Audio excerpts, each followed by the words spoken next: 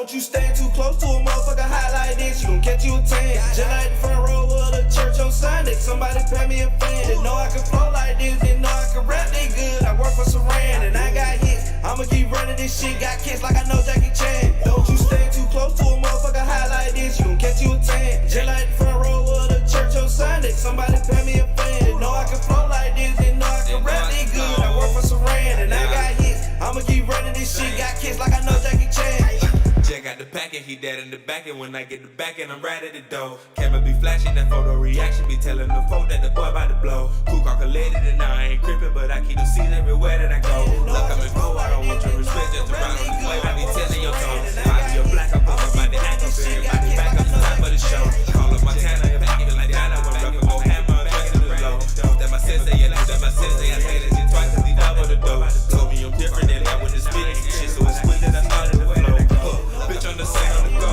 My life is based off of blessings, I'm telling you I know. Get all that shit off the floor. I love the grind, the rain and the sleep, the snow. It's all about what you know. You gotta know it's the people that's helping you grow. I got my people for sure. They got me too, and that's how all this shit. Don't you stand too close to a motherfucker hot like this, you gon' catch you a tan. Just like the front row of the church on Sunday, somebody pay me a fan. Didn't know I could flow like this, didn't know I could rap that good. I work for Saran and I got hits. I'ma keep running this shit, got kids like I know Jackie Chan. Don't you stand too close to a motherfucker hot like this, you gon' catch you a tan. Just like the front row of the church on Sunday, somebody pay me a fan. Didn't know I could flow like this, didn't know I could rap that good. I work for Saran and I got hits. I'ma keep running this shit, got kids like I know Jackie Chan. And I got hits. I'ma keep running this shit, got kids like I know Jackie Chan. Don't you stand too close to a motherfucker hot like this, you gon' catch you a tan. Just like the front row of the church on Sunday. Boy, find me so. I can flow like this, didn't know I could rap that good. I work for Saran and I got hits. I'ma keep running this shit, got kids like I know Jackie Chan. And I got hits. I'ma keep running this shit, got kids like I know Jackie Chan.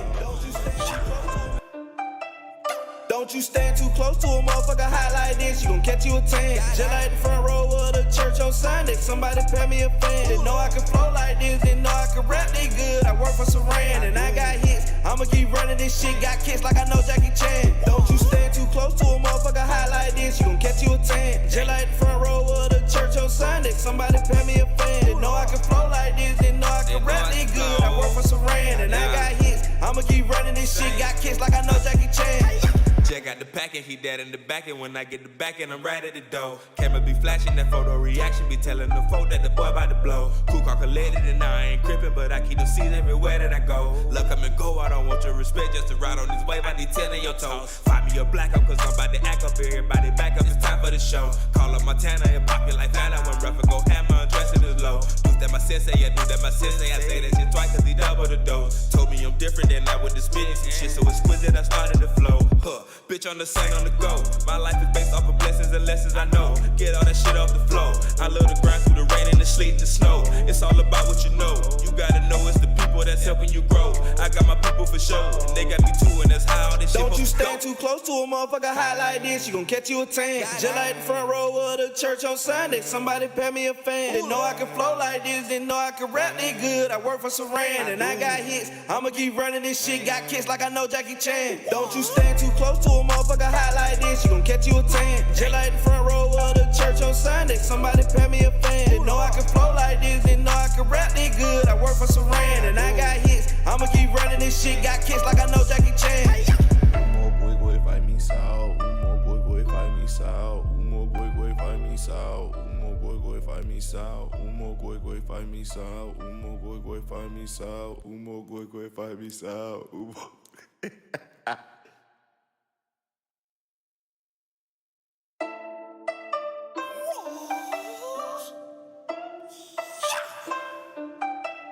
Don't you stand too close to a motherfucker hot like this, you gon' catch you a tan. Just like the front row of the church on Sunday, somebody pay me a fan. Didn't know I could flow like this, didn't know I could rap that good. I work for Saran and I got hits. I'ma keep running this shit, got kids like I know Jackie Chan. Don't you stand too close to a motherfucker hot like this, you gon' catch you a tan. Just like the front row of the church on Sunday, somebody pay me a fan. Didn't know I could flow like this, didn't know I could rap that good. I work for Saran and I got hits. I'ma keep running this shit, got kids like I know Jackie Chan. Jack got the pack. back and he dead in the back, and when I get the back and I'm right at the door. Camera be flashing, that photo reaction be telling the folk that the boy about to blow. Cool calculated and now I ain't crippin', but I keep the seeds everywhere that I go. Luck come and go, I don't want your respect, just to ride on this wave, I need 10 in your toes. Find me a black up, cause I'm about to act up, everybody back up, it's time for the show. Call up Montana and pop it like Vanna, when rough and go hammer, undressing is low. Do that my sensei, I do that my sensei, I say that shit twice cause he double the dose. Told me I'm different than I with the spitting, some shit so exquisite, I started to flow. Bitch on the scene on the go, my life is based off of blessings and lessons I know. Get all that shit off the floor, I love to grind through the rain and the sleet and the snow. It's all about what you know, you gotta know it's the people that's helping you grow. I got my people for sure, and they got me too, and that's how all this shit Don't you go. stand too close to a motherfucker hot like this, you gon' catch you a tan. Just like the front row of the church on Sunday, somebody pay me a fan. Didn't know I could flow like this, didn't know I could rap this good. I work for Saran, and I got hits. I'ma keep running this shit, got kids like I know Jackie Chan. Don't you stand too close to a motherfucker hot like this, you gon' catch you a tan. Just like the front row of the church on Sunday, somebody pay me a fan. Didn't know I could flow like this, didn't know I could rap this good. I work for Saran, and I got hits. I'ma keep running this shit, got kids like I know Jackie Chan. Vai me sal, uma goi vai me sal, uma goi vai me sal, uma goi vai me sal, uma goi vai me sal, uma goi vai me sal, uma goi vai me sal.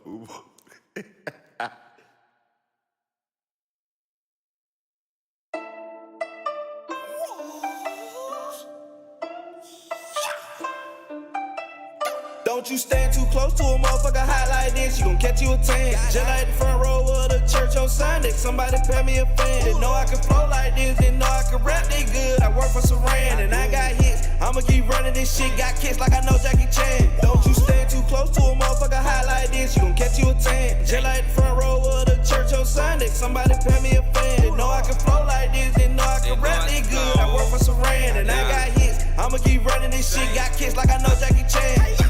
Jack got the pack and he dead in the back, and when I get the back and I'm right at the door. Camera be flashing, that photo reaction be telling the folk that the boy about to blow. Cool calculated and now I ain't crippin', but I keep the seeds everywhere that I go. Luck come and go, I don't want your respect, just to ride on this wave, I need 10 in your toes. Find me a black up, cause I'm about to act up, everybody back up, it's time for the show. Call up Montana and pop it like Vanna, when rough and go hammer, undressing is low. Do that my sensei, I do that my sensei, I say that shit twice cause he double the dose. Told me I'm different than I with the spitting, some shit so exquisite, I started to flow.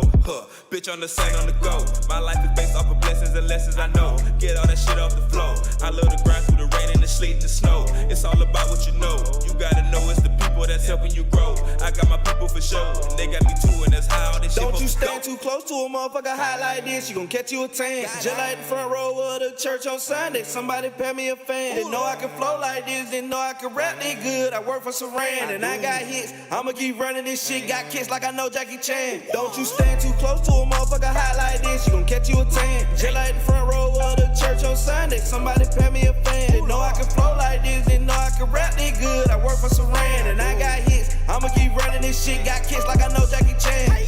Uma goi vai me sal, uma goi vai me sal, uma goi vai me sal, uma goi vai me sal, uma goi vai me sal, uma goi vai me sal, uma goi vai me sal.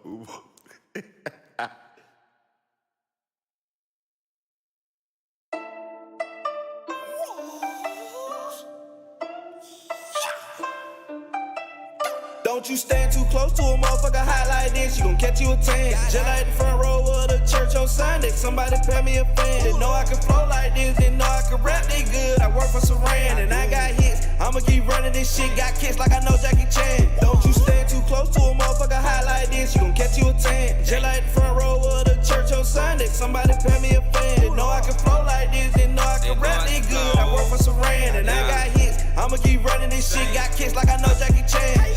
Jack got the pack and he dead in the back, and when I get the back and I'm right at the door. Camera be flashing, that photo reaction be telling the folk that the boy about to blow. Cool calculated and now I ain't crippin', but I keep the seeds everywhere that I go. Luck come and go, I don't want your respect, just to ride on this wave, I need 10 in your toes. Find me a black up, cause I'm about to act up, everybody back up, it's time for the show. Call up Montana and pop it like Vanna, when rough and go hammer, undressing is low. Do that my sensei, I do that my sensei, I say that shit twice cause he double the dose. Told me I'm different than I with the spitting, some shit so exquisite, I started to flow.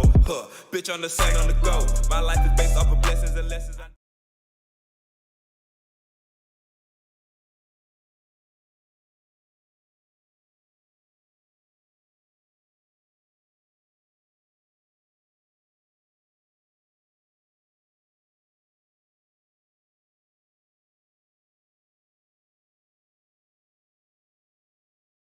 sure it's right. Check, check, check. Check, check, check. Let's check it out. Sorry, I gotta make sure everything how it's supposed to be. Okay, there it is. Yeah.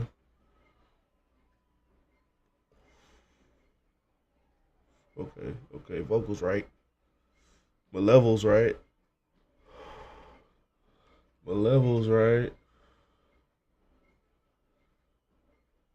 How we looking though? Looking on the quality though. Let's type this goddamn Katt Williams in. I think we good. I'm gonna have to get a better webcam soon, but that's besides the point. Welcome to the motherfucking stream. Welcome. You know what we here for, man? We finna react to this Katt Williams interview. This shit is Jesus Christ. What they say? 2 hours 46 minutes, man. Shit. You know how YouTube is with the ads. Gotta run some ads. We're gonna skip. We're gonna get right into it, man. Get right into it. Hold on, I might need to move my damn self out the way over here.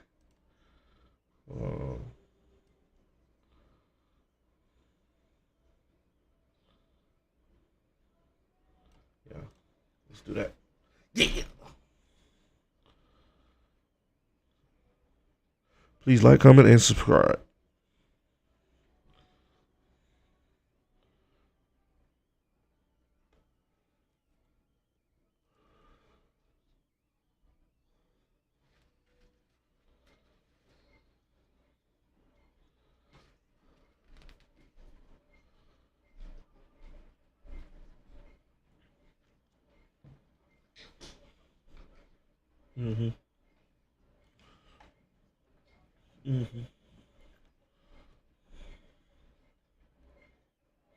Yes, sir, Ski.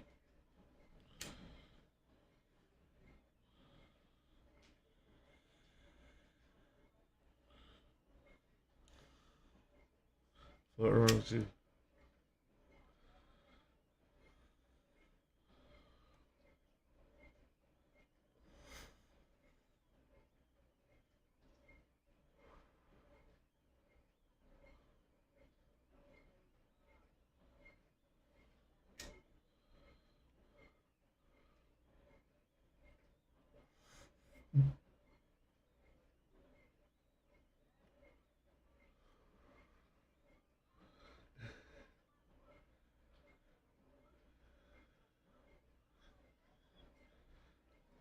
Yeah, plug him.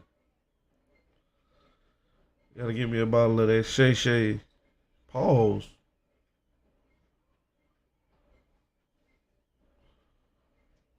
It's crazy.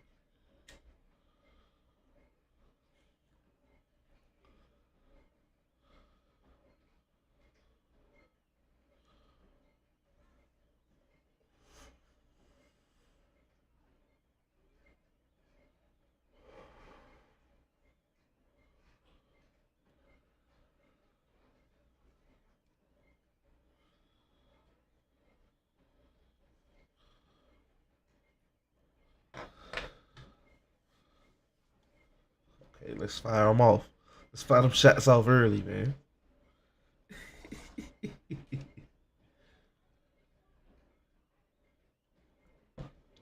Hold on now.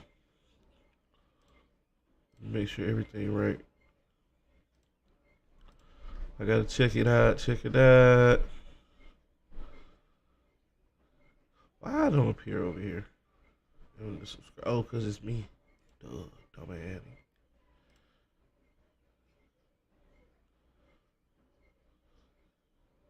See, you can't hear nothing. See, okay. I'm glad I checked. I'm glad I motherfucking checked. That's crazy as hell.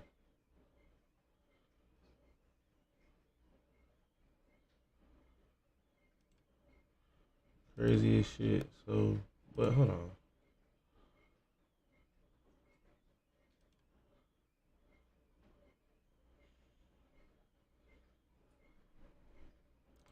We just gonna do what I know. I'm just gonna try some other shit. We're gonna do this.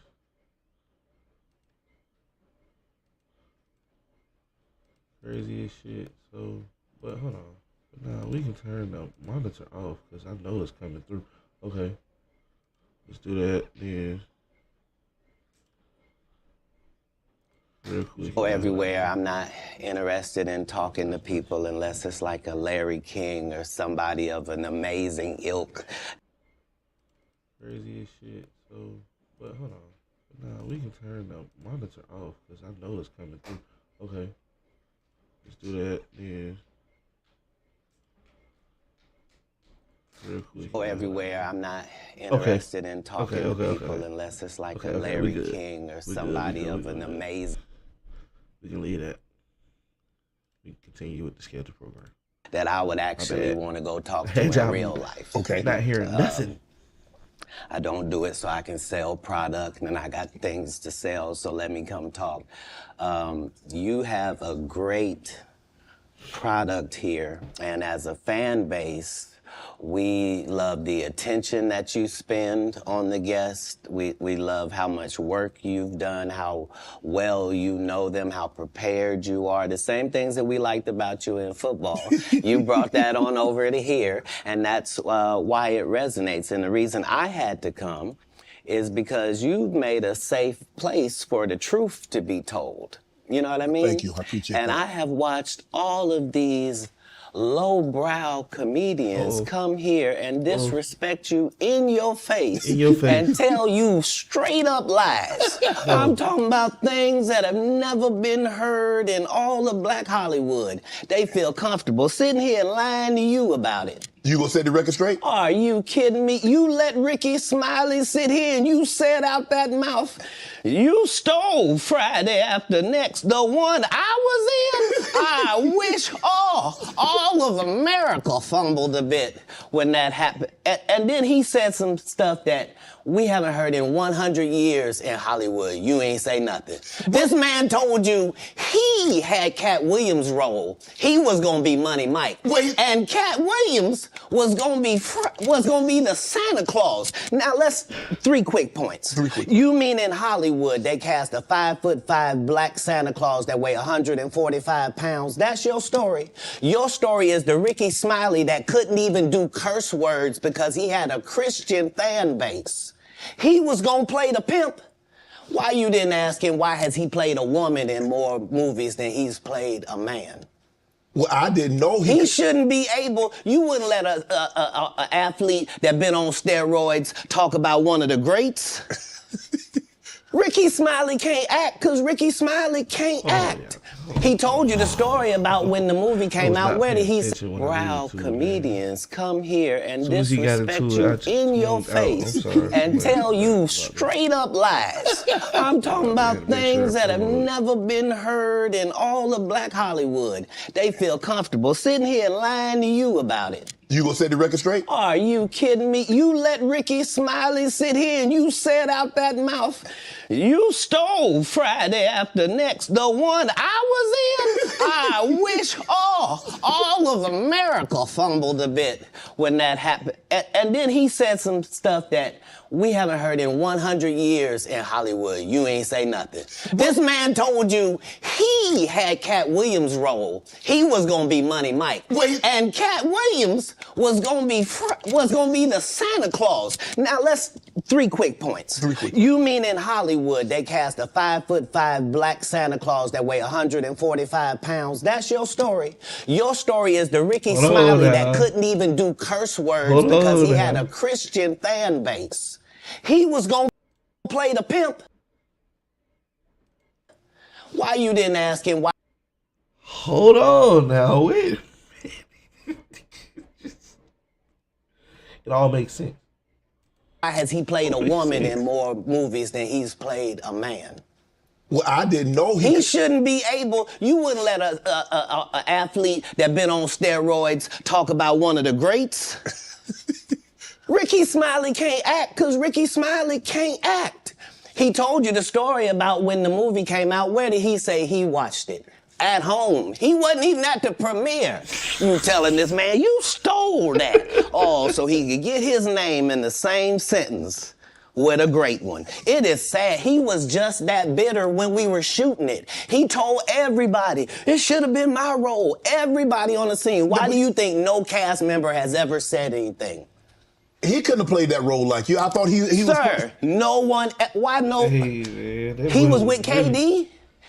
He beat up Terry Crews? Why nobody know this story? You talking about in Hollywood, they switched off roles. You take this and what? My name is Lulu LaFortune. He said I'm a furniture switched designer He in did Los say that. Angeles, Ain't gonna and lie. for the last 5 He years, did say they just upped the switch. So Ricky Smiley knows this, and I don't know why he would lose a child and come on the air and start lying. That's why people believe in rituals right there. Is because, well, why would he lie? I don't know why liars lie, but I can tell you this. We auditioned in Los Angeles. Yes. I was audition number 201. 200 black comedians auditioned for the role of Money Mike with me. You're saying all 201 of us was auditioning and you had already had the role and had already shot the role in 4 days? The truth of the matter is, the Money Mike in the original script got raped in the bathroom, and that's what Ricky Smiley was okay with. Katt Williams had to take the risk in front of the studios and the cast and our powers that be in his very first movie and say respectfully, humbly, guys, if we're talking about anything else, I have no credibility and I have no pull. But we're talking about comedy, right, where I have all the credibility and all the pull. The problem with Friday After Next is we're trying to make a classic comedy. And this comedy involves a rape. And rape is never funny, no matter who it happens to or what the circumstances are. If you would allow me to allow us to do this movie without a black man getting raped in it, I promise you that it will be twice as funny as it would be with him getting raped.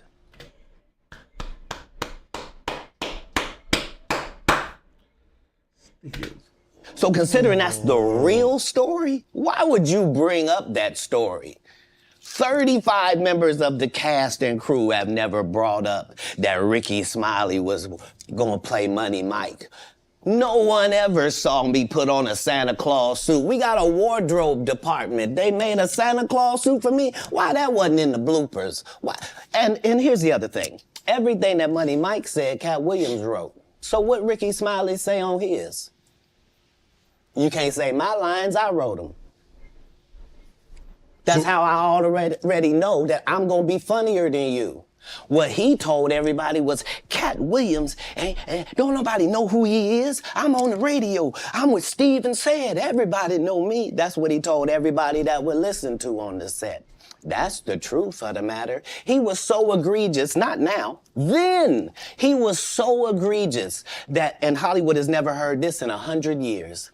He was so egregious, I put in my contract that I won't work with Ricky Smiley again unless he's in a dress. Now, what was Ricky Smiley's next movie? Was it first?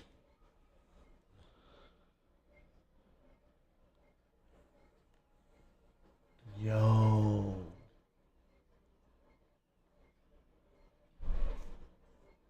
What the fuck? Katt coming like that, bro? First Sunday? Did he wear a dress in it? You bet he did. It's in my contract. Why would you put that in your contract, Katt? That's where he's a believable actor. Him and Tyler Perry can't play a man to save their life. They play good women, and I believe that the best actor should be in the best role. Hey, man. So that's why, because when we released that clip and he said that, you responded because he said he was supposed to play Money Mike and you were supposed to play Santa. This man said that he wrote in his contract that fucking Ricky Smiley can't ever be in a movie with him again unless he's in a dress. He put that in his contract for movies moving forward. The first movie they was ever in together was Friday After Next. Ricky Smiley was the Santa Claus. Ricky Smiley's bullshit talking about he was supposed to be Money Mike, the pimp. He said Katt Williams ended up taking the role from him or something. When it don't make sense. Fucking Ricky Smiley, his whole fan base is Christian, so nobody's gonna be happy that you played a pimp. No, he was a pimp. Money Mike was a pimp. The dress thing comes after that. Okay, after Friday After Next, Katt Williams put in his contract that this nigga needs to be in a fucking dress every time he's in a movie with me. The next movie they was together in was first Sunday or whatever that movie is with Ice Cube and them robbed the church. Katt Williams and Ricky Smiley is in the movie. Ricky Smiley plays a fucking grandma or an auntie in a fucking dress in the movie. Katt Williams is the choir director. Whoa! An outright lie. This nigga that Katt he knows Williams is a lie. So why would he say it? Because he's a liar. Nobody knows why liars lie. And that's why I had to come on the program. Cedric did the same thing. Cedric told you when you asked him, did you steal Katt Williams' joke? He said it don't line up. How it don't line up that I did it on TV in 2018. You came to see me at the Comedy Store do it in 2019 and then did it on the Kings of Comedy. Like, what doesn't line up?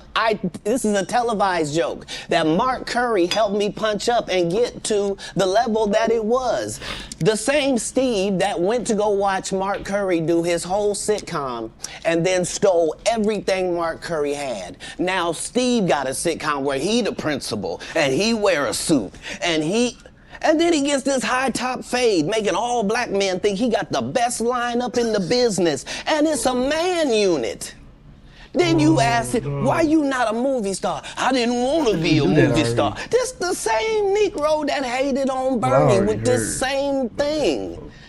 I didn't want to be a movie star. No, you couldn't be a movie star. There are 30,000 new scripts in Hollywood every year. Not one of them asks for a country bumpkin black dude that can't talk good, baby, and look like Mr. Potato Head. There ain't none. You would have to have range. I played a lot of characters, 60 movie roles. I'm not playing Katt Williams in there. I don't know, Katt. We might not let you drink anymore the way I mean, we ain't even got. I'm not fueled by alcohol. I've had a sip, less than you.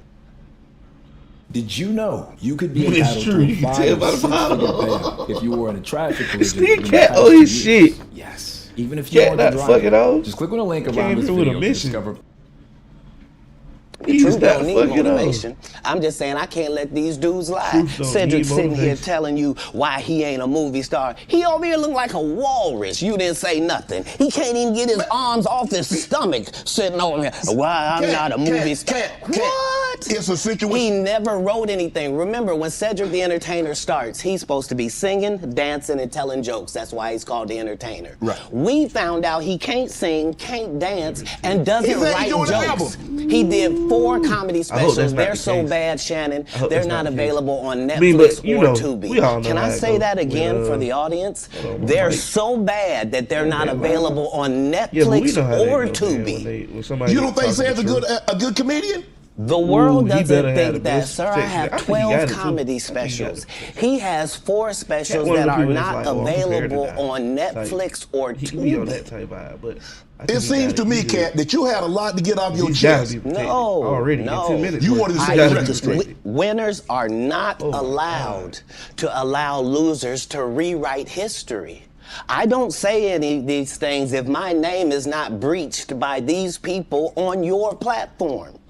If you give a liar a platform to lie, then I'm not being messy by saying, hold on, that never happened, it's untrue, and there are hundreds of witnesses for each thing I'm saying. So let me ask you this. What is your relationship with Steve Harvey, Ricky Smiley, and Cedric the Entertainer as you sit here currently? For the movie, I'm hearing for 30 years, they're a group. These aren't 3 random guys. The way that Ricky Smiley kept appearing at all of my auditions is because of Steve and said he would tell anybody that listen.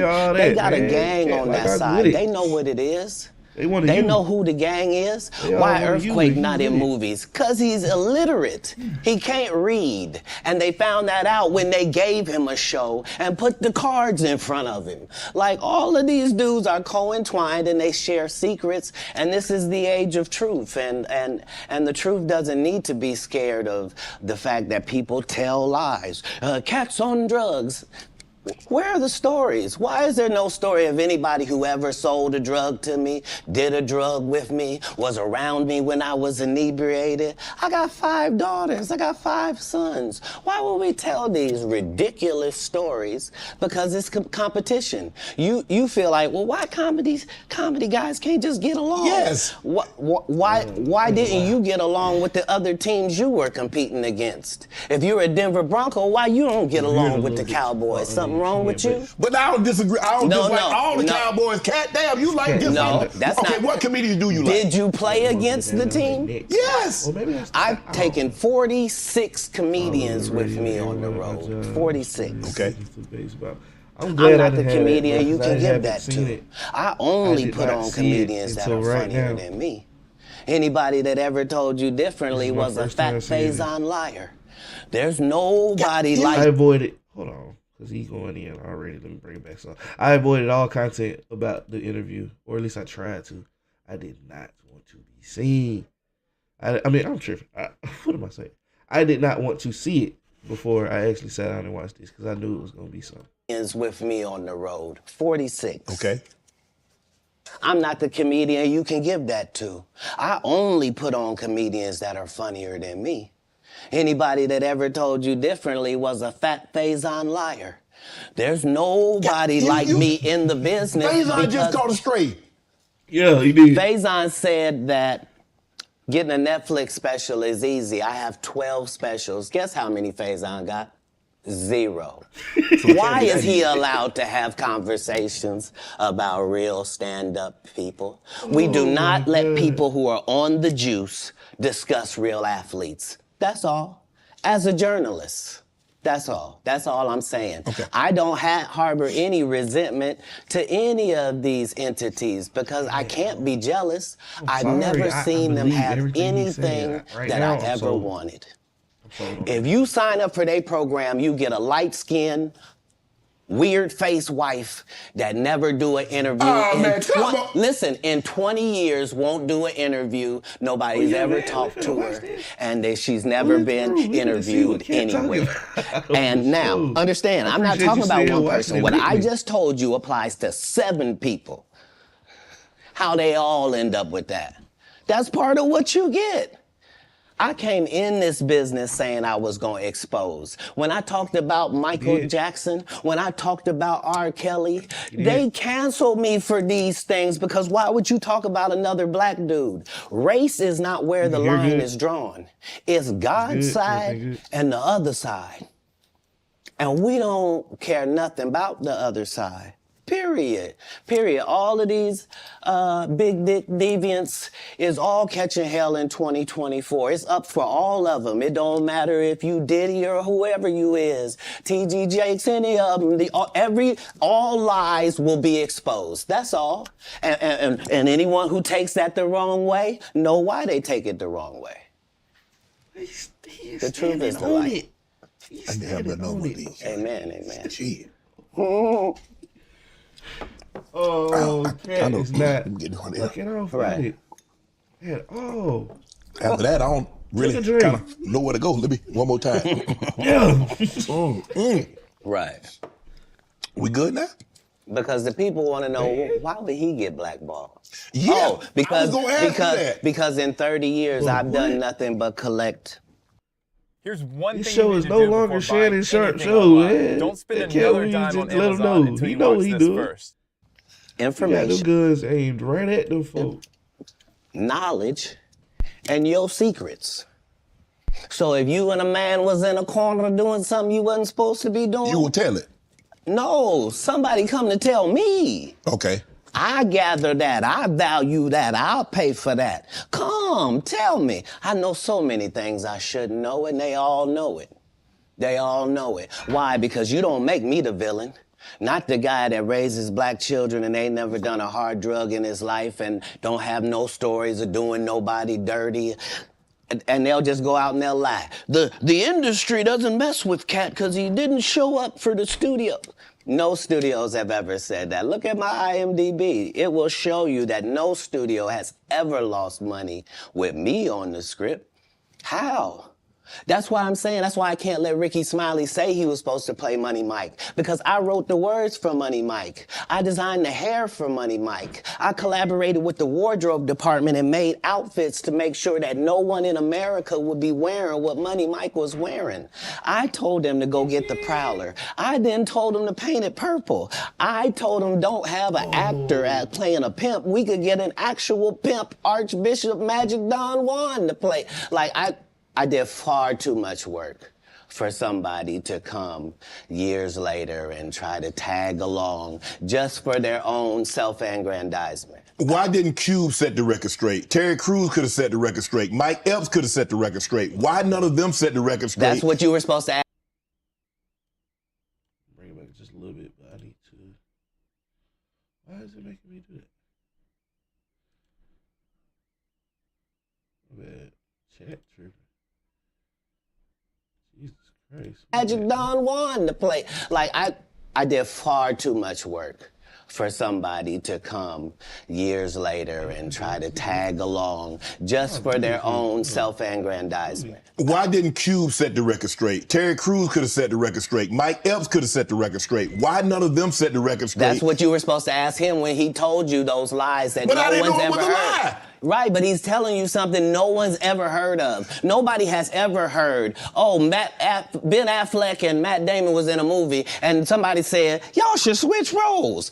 Like, this is a business. But that's the thing, Katt. Normally when people are giving you information, I'm thinking I'm hearing it for the first time, and they're giving information no one else knows or have ever heard. So I'm taking them at face value. These are lies. This is like Steve Harvey telling people he used to be homeless. That's my story. That's not his story. Steve Harvey was never homeless. When Mark Curry was touring with him 25 years ago, he was making $3,000 a show in cash and doing 5 shows a week. They just tell the stories. Thanks to my wife, I'm where I am. You said that about the first wife. You forget that? You told us it was her. Then you went and married somebody else that think like a man. Like, what are you talking about? They think they can rewrite history. Guy Torrey did a beautiful special about the Comedy Store and Fat Tuesday, where he said that Steve and Cedric and Kevin Hart and Tiffany Haddish came through there and made... All lies. Steve and Cedric never performed at the Comedy Store at all. Tiffany was only seen at the Laugh Factory. In 15 years in Hollywood, no one in Hollywood has a memory of going to a sold-out Kevin Hart show, there being a line for him ever getting a standing ovation at any comedy club.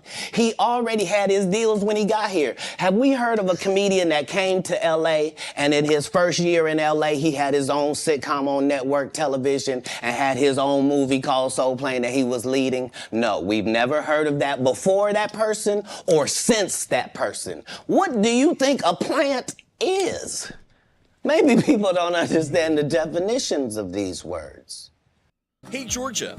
Looking for quality, affordable health insurance? At georgiaaccess.gov, there are many great ways to find a plan that meets your needs and budget. Open enrollment. He just did his documentary with Chris Rock where he shows you that his whole upbringing in comedy was on the East Coast. Yeah, it was. So how simultaneously was he here in Los Angeles doing the same thing? It didn't happen.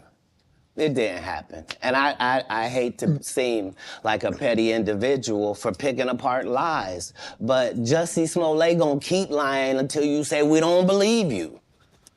Like, it's important in the checks and balances of the universe that liars not get to make complete narratives for themselves. Are you not afraid about being blackballed again? These are some power people. What do you mean again? These people are not powerful. Satan can't create anything. That includes blessings for his people. That's why, you know what the #1 job of somebody that sold their soul in Hollywood is? What? Is to act like it didn't happen. They all do the same job. Why do you think Gary Owen can't cross over and he already white and been in comedy for 25 years? If what I say ain't the case. It's a cabal. It's a consortium.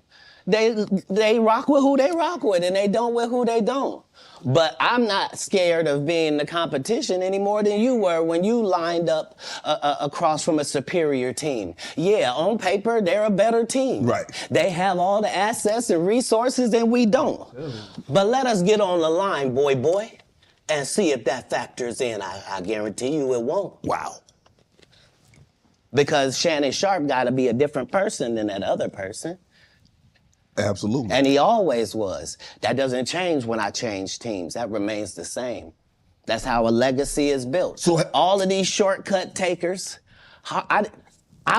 they canceled me for talking about Harvey Weinstein before the thing came out, but he offered to suck my penis in front of all my people at my agency.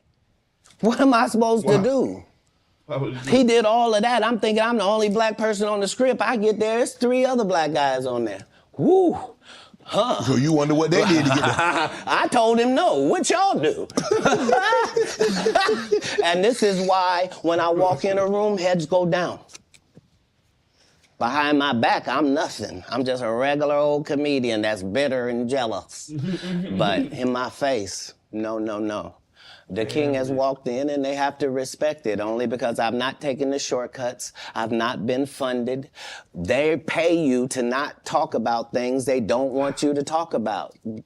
They tell you that themselves. I can't do that because Steve told you that he stopped doing stand-up because he has 7 TV shows. The only problem is when he stopped stand-up, he didn't have those 7 TV shows. He stopped stand-up because he got in a comedy battle called the Championship of Stand-Up Comedy with one Katt Williams in Detroit in front of 10,000 people and lost because Katt Williams said he was actually bald and that was a wig. And I went in, and that's why he couldn't do stand-up anymore.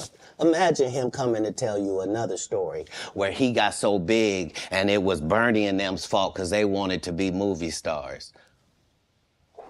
What? You called Ocean 11 to get that nigga's part. What do you mean you didn't want to be a movie star? So on the behalf of Bernie, I would have to say what I have to say. Have you ever been on tour with any of these guys? Every guy I mentioned to you is not funny out there in real life. So no.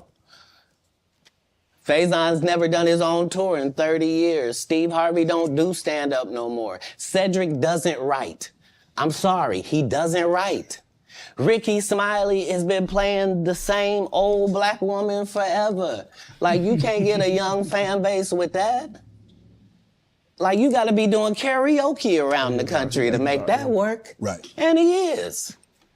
He got me locked in. But I'm a stand-up comedian. This is my 19th 100-city tour.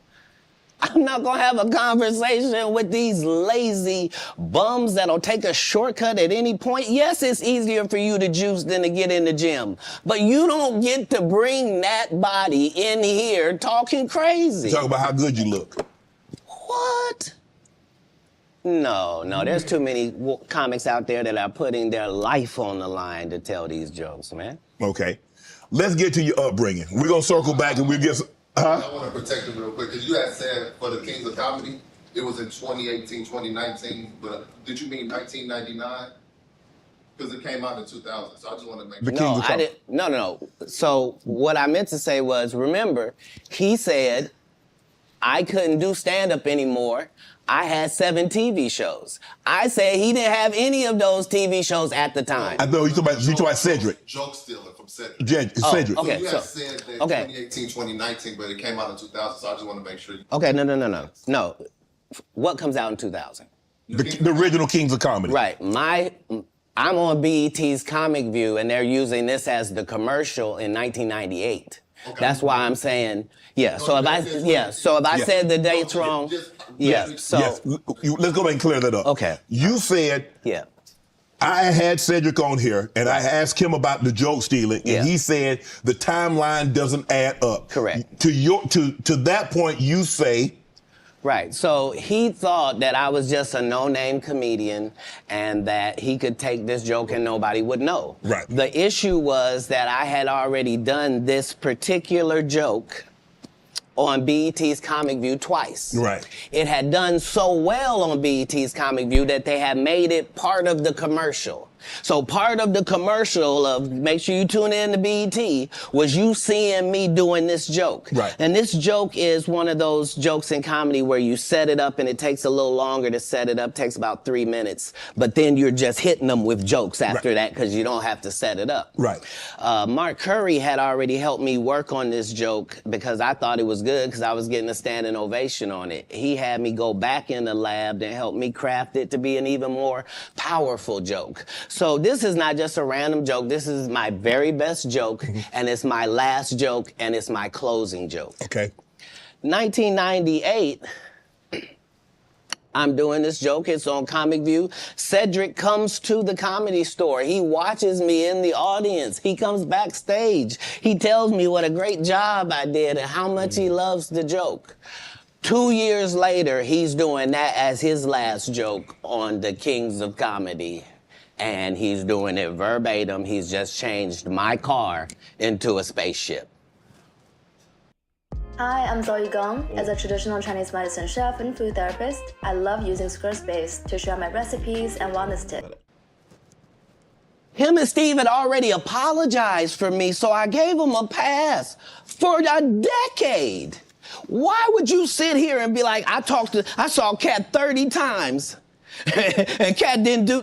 As I stand before you, Shannon, I would have bust Cedric's stomach. There was nothing that would have kept me from one of these in that patch right there. Like, are you kidding me? Why would you downplay me like that? Why did I give you a pass if you were just gonna lie? And so that's what I'm saying. Like, they're all a group. Cedric, Steve, Ricky, they've been a group. Everybody knows that. They've been aligned. And there are these alliances in comedy. And if you stand against them, then they sometimes have a problem. But we don't let that change the content because that's all you know me for, is that I'm quite likely to tell the whole truth and nothing but the truth, so help me God. Can you believe we're this deep into the NFL season? We got to make every second count. With DraftKings Sportsbook, you can make the most out of every game day. Bet on your favorite teams for a shot at winning big bucks. New customers can score 150 instantly in bonus bets for betting 5 on any matchup. Get in on the action with DraftKings Sportsbook, an official sports betting partner of the NFL. Download the app now. Use code Shannon. New customers can score 150 instantly in bonus bets for betting just $5 on the NFL. Only on DraftKings Sportsbook with code Shannon. Let's get to your upbringing. Born in Cincinnati, Ohio, raised in Dayton, Ohio. What was Katt Williams' upbringing like? Your parents were Jehovah's Witness. You were a prodigy. You were brilliant. You talked to me that you got accepted to college at 7 years of age. You could read fluently at 3 years of age. So having that kind of knowledge, having that kind of prodigy, what was your upbringing? How was it? How was life as Katt Williams Crunk coming up?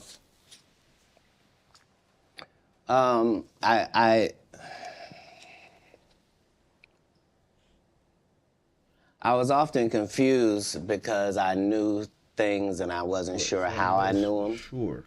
I knew things that I felt like I don't have a reason that I know this, but I love to read. I was voracious because they told me when I was young that knowledge was powerful. That knowledge was power, and I had studied powerful people, and I really believed that. I immediately. My next project was to read the whole encyclopedia set. So when you're like 6, 7 years old, you read the whole encyclopedia set, you think you're one of the smartest people in the world, right, only to get out in the world and find out you don't know anything, you know? So it was a confusing time, but yeah, I had a childhood. I was grown, but I at 5 years old, I was in front of 5,000-10,000 people giving a performance with a full suit and tie on. You know what I mean? So it came full circle for my life. I knew that the applause and the giving of information and laughs and truth to people somehow benefited them and also benefited you. And yeah, so when they would ask me what I wanted to be, everything that I would say that I wanted to be was something that didn't exist. And they would never give me credit for it because I needed to say a doctor or a lawyer, but that's not what I wanted to be. So your parents weren't as supportive as you would have hoped because you were wanting to be things when you got older that they had no knowledge of or it didn't exist at the time.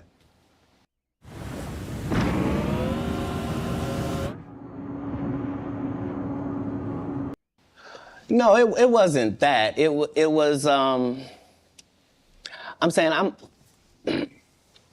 I'm almost 100 years old right now, but if we go outside right now, I can run a 4.340 or sub. I can do a 4.16 if I'm Oh, there's Jimmy John's across the street. We can order a sub. But oh, you've been on the submarine. That what you sub? So back then it was even greater. I gotta call Cap on that. You got this guy that all the coaches want to play. Man, Cap, don't do that. Hold on, because I'm 5'5" in the 5th grade. I've been this size my whole life. Like there was a portion of school where I was one of the big dudes.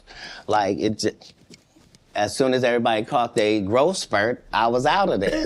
But I'm saying I was a competitive individual. My father was an athlete. I can see that. Like, no, I've been 145 pounds my whole career. That's why I never bothered when they said, your cat's on drugs. I knew, how you gonna prove that?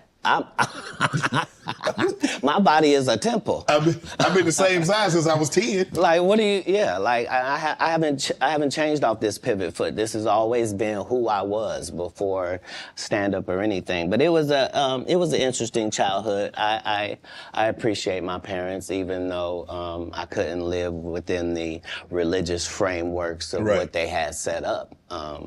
But that was more not wanting to live a double life and not want to embarrass my family. You know what I mean? Because I read where a form of punishment for you is that they would take books because you mentioned you were such a voracious reader. And a form of punishment was when they would take the books for them because you could read fluently. You told me how at like 3 or 4 years old you could read, not just a little child's book, but you could read. Well, I'm saying when we go to Haiti to do missionary work, understand that my mother and my father, nobody that's there with us speaks French. And, it speaks Creole and reads French. So I'm in charge of everything, from the housing to the cars to the gardener. Like I'm saying, so I'm not just reading, I'm reading in multiple languages. Like how old are you at that time? I'm probably reading 3,000 books a year. From the time that I'm 8 years old to the time that I'm 12. No fiction books at all. I'm only reading nonfiction. You could drive. At 12, you received a full scholarship to the National Science Academy in Dayton, Ohio. But you failed, so you couldn't become, so you would become ineligible. Why didn't you want to take that opportunity? I didn't see it as an opportunity. When I got in there, all the students were wearing lab coats and it seemed very confined and restricted and nobody seemed like they were having fun. It just seemed like everybody was smart. I didn't want that. That wasn't what I was signing up for at all. And plus, I thought that Jesus was my big homie. So you know how you get a story about a dude joined the gang and you get a big homie, right? Like at this particular point in my life, my thought is that the Bible is the greatest book that's ever been written. Okay. That it houses the truth, and that it gives you this story of Jesus, and that I'm supposed to be like him. Okay. So it's already in my head that as soon as I get 13, I'm leaving. You at 13, you not only like, okay, Mom, I'm moving out. You moved from Ohio to Florida on your own. You weren't afraid? I mean, you like, did you? Hold on. So what were you gonna do when you got to Florida? Don't say I wasn't afraid. There's no such thing as a human being of not being afraid. Okay. There are certain human beings that understand that being afraid in no way stops you from doing what you got to do. Okay. So I was afraid, but I couldn't be that afraid because I knew what had happened with Jesus. I knew how it worked out. I knew that I wasn't in the wrong with how I was feeling, and I knew that I didn't have any bad intentions in it. Right. So I trusted God that it would work out. Why Florida? Because if you're raised in Ohio, the one thing on your list is, I'm gonna get away from snow, and I'm gonna get as far. I want to go. Tell me the place. I literally went to a truck stop and I asked all the truck drivers where they was going, and there was one guy going to California and there was one guy going to Florida, and they told me how long it was gonna take, and so that's why I ended up in Miami, because. How'd you get there? You caught a bus? Or... No, I just told you. I was at the truck stop. So you hitchhiked? I didn't hitchhike. I got in the back of the dude's 18-wheeler, me and my Rottweiler puppy and my suitcase.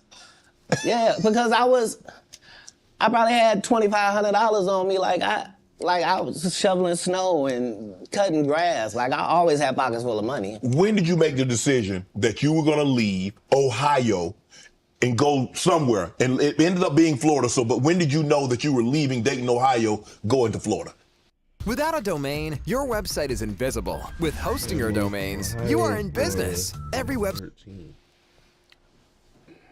In my father and I's last interaction, somebody could have not made it. And we both understood that was all bad. What was the disagreement about? If you say that my family is very religious, just say I'm not. So anything that I'm going to do is going to fall out of the guidelines. Right. But I'm not going to let you tell me what I'm going to be, especially if what you're saying is wrong. I can't condone wrong. And if I find out that something is wrong and I tell you it's wrong and you don't back me, that's what it is. Even as a young child, you were willing to tell your parents that some of the things that you're saying doesn't coincide with what I've been reading in the Bible? No, very simply. Don't try to disfellowship me for sexual acts and I'm a virgin. Sorry, God don't make mistakes. You don't get 2 times to fuck me over. What do you mean you went to God and he told you I was guilty? You just lied on God. So long. That's it. There's no conversation. Deuces. That's what it was. That's when you made the decision. After that conversation right there, you say, "No, I can't live under this roof." It wasn't a conversation. It was an altercation. In the altercation, I love my father. My father loved me. But we are 2 men at it. It'll never be the same again. You can't sleep comfortably around me. And I can't sleep comfortably around you. How similar are you to your father? I don't know. He's a great man. I'm saying because it seems like y'all butted heads. Right, but I'm saying that generally happens with a father-son dynamic. It was just that religious relationships are always difficult in families. They always are. Before it got to the point, because the dynamic, he's father, you're son. Before that dynamic and you step up on his level and you challenge him, you felt it was best for you to leave. No. I'm not being challenged. I'm being beat to death. Oh, he was abusive. I didn't say that. My guy. I said we were in an altercation. I see what you did there. I saw what you did there, Katt. Yeah. I saw what you did. You was in an altercation. You didn't say you lost. You said you was in an altercation. I in no way gave you the impression that I won anything. I'm the one leaving. I'm out of bounds. This is his house. Right. Yeah. So as long as I'm going to be under his roof, there are certain things that I'm going to have to do. Right. And the only way that's going to change is either this or that. And I'm saying I had 2 younger brothers. Like, I'm not I'm not an unreasonable person. Like, I don't have any mental issues whatsoever, despite what they lead people to believe. You know, I make pretty good decisions. Were you not, so how was their relationship with your father? Were you not afraid to leave them? Man, he's spitting, bro. Well, I asked because it went all the way to the actual department, so it was actually going to be something.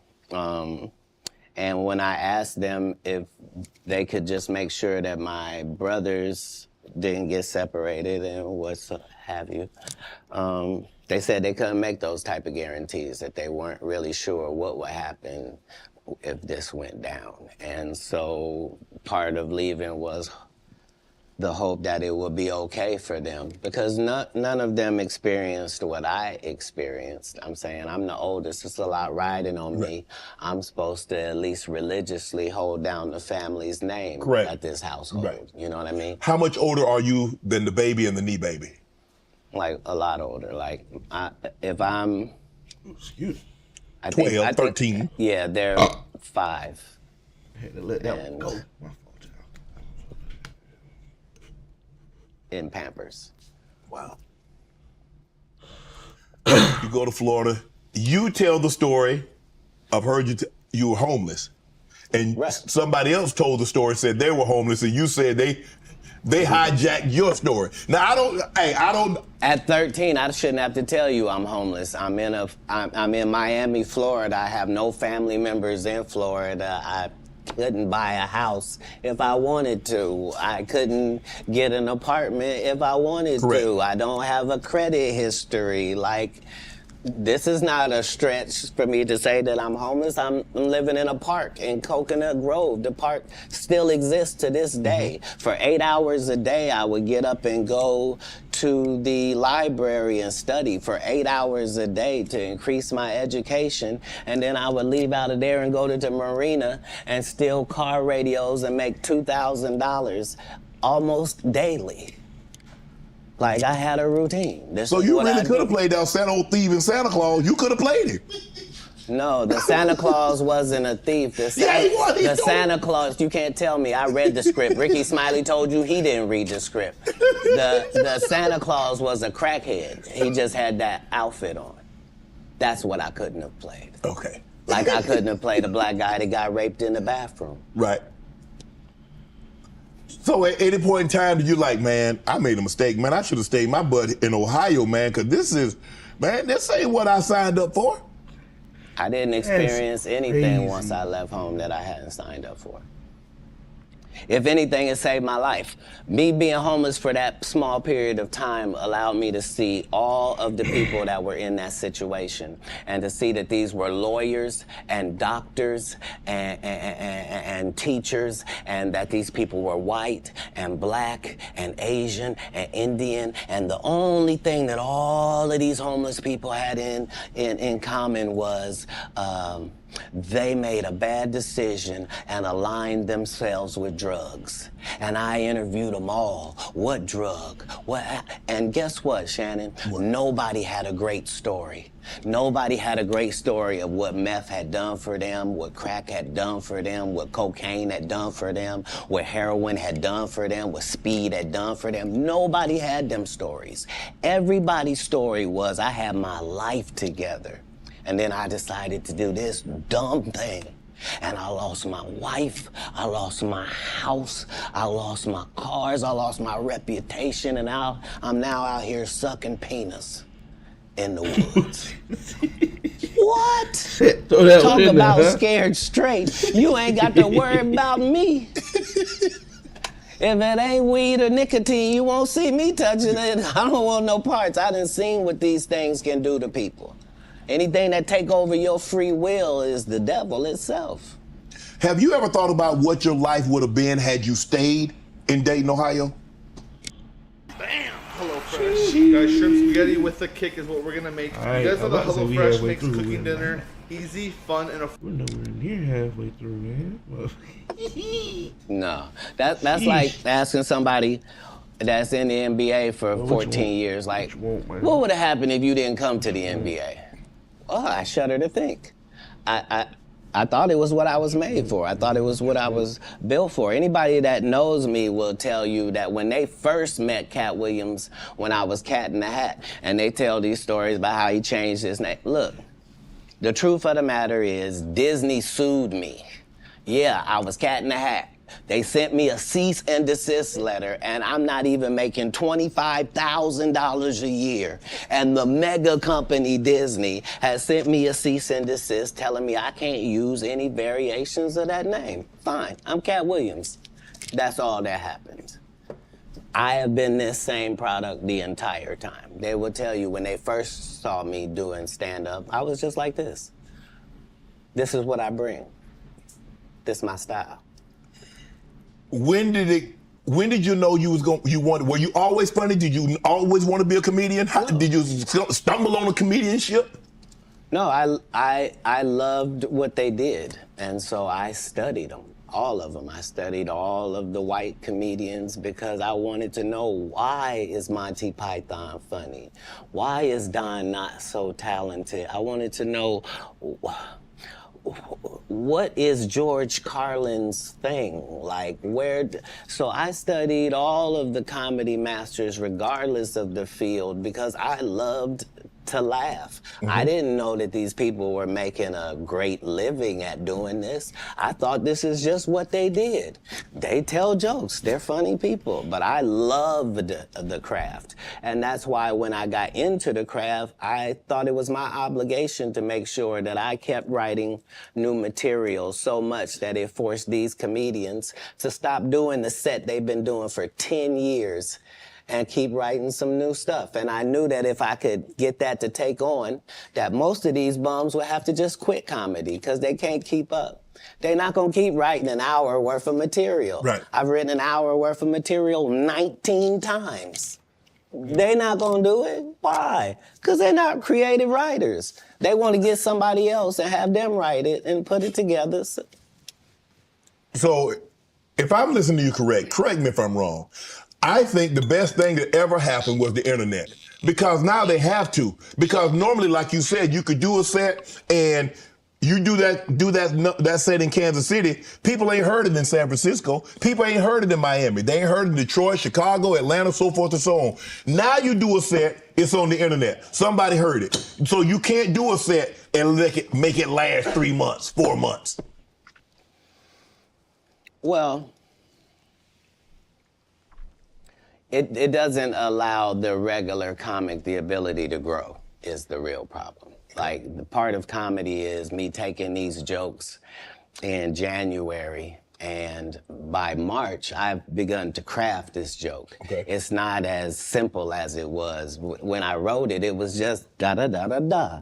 But now it has the complexities of the fact that I'm having to deliver this to an East Coast audience, a down South audience, a Midwest audience, a Utah audience, a Colorado audience. And so it begins to take on a different complexion because you're having to deliver it to different people. Okay. And so this is what sharpens your joke. You then take those sharpened jokes and make a special. Not you just randomly take some. So it's a process. You don't allow them to process if the first time the guy did the joke, now that's his joke and the joke is everywhere. That just sets it up for people to steal. So how many times must you tell a joke before you master it? Watch NHL games live on a variety of networks all season long. How many times have you had to sleep with a woman before you're done with her? That's not fair. If it's great, never. if it ceases to have usefulness, so it has been spoken. Right.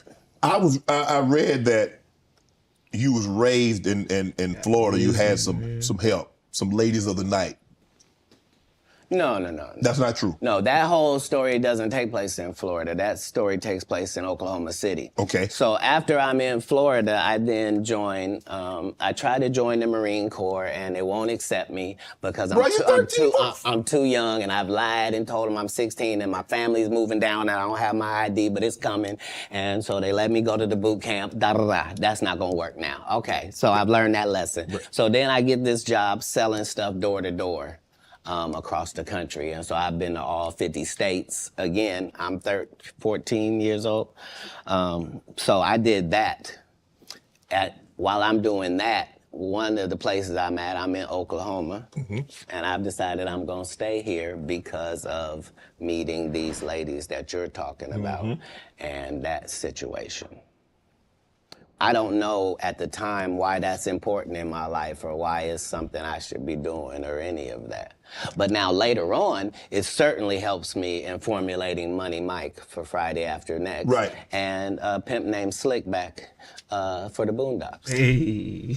Oklahoma, so San Francisco, Oklahoma, Sacramento. Hold on, from if Florida, I'm you hearing moved correctly, this nigga was a pimp for real. What he just said. He was a pimp out of Oklahoma.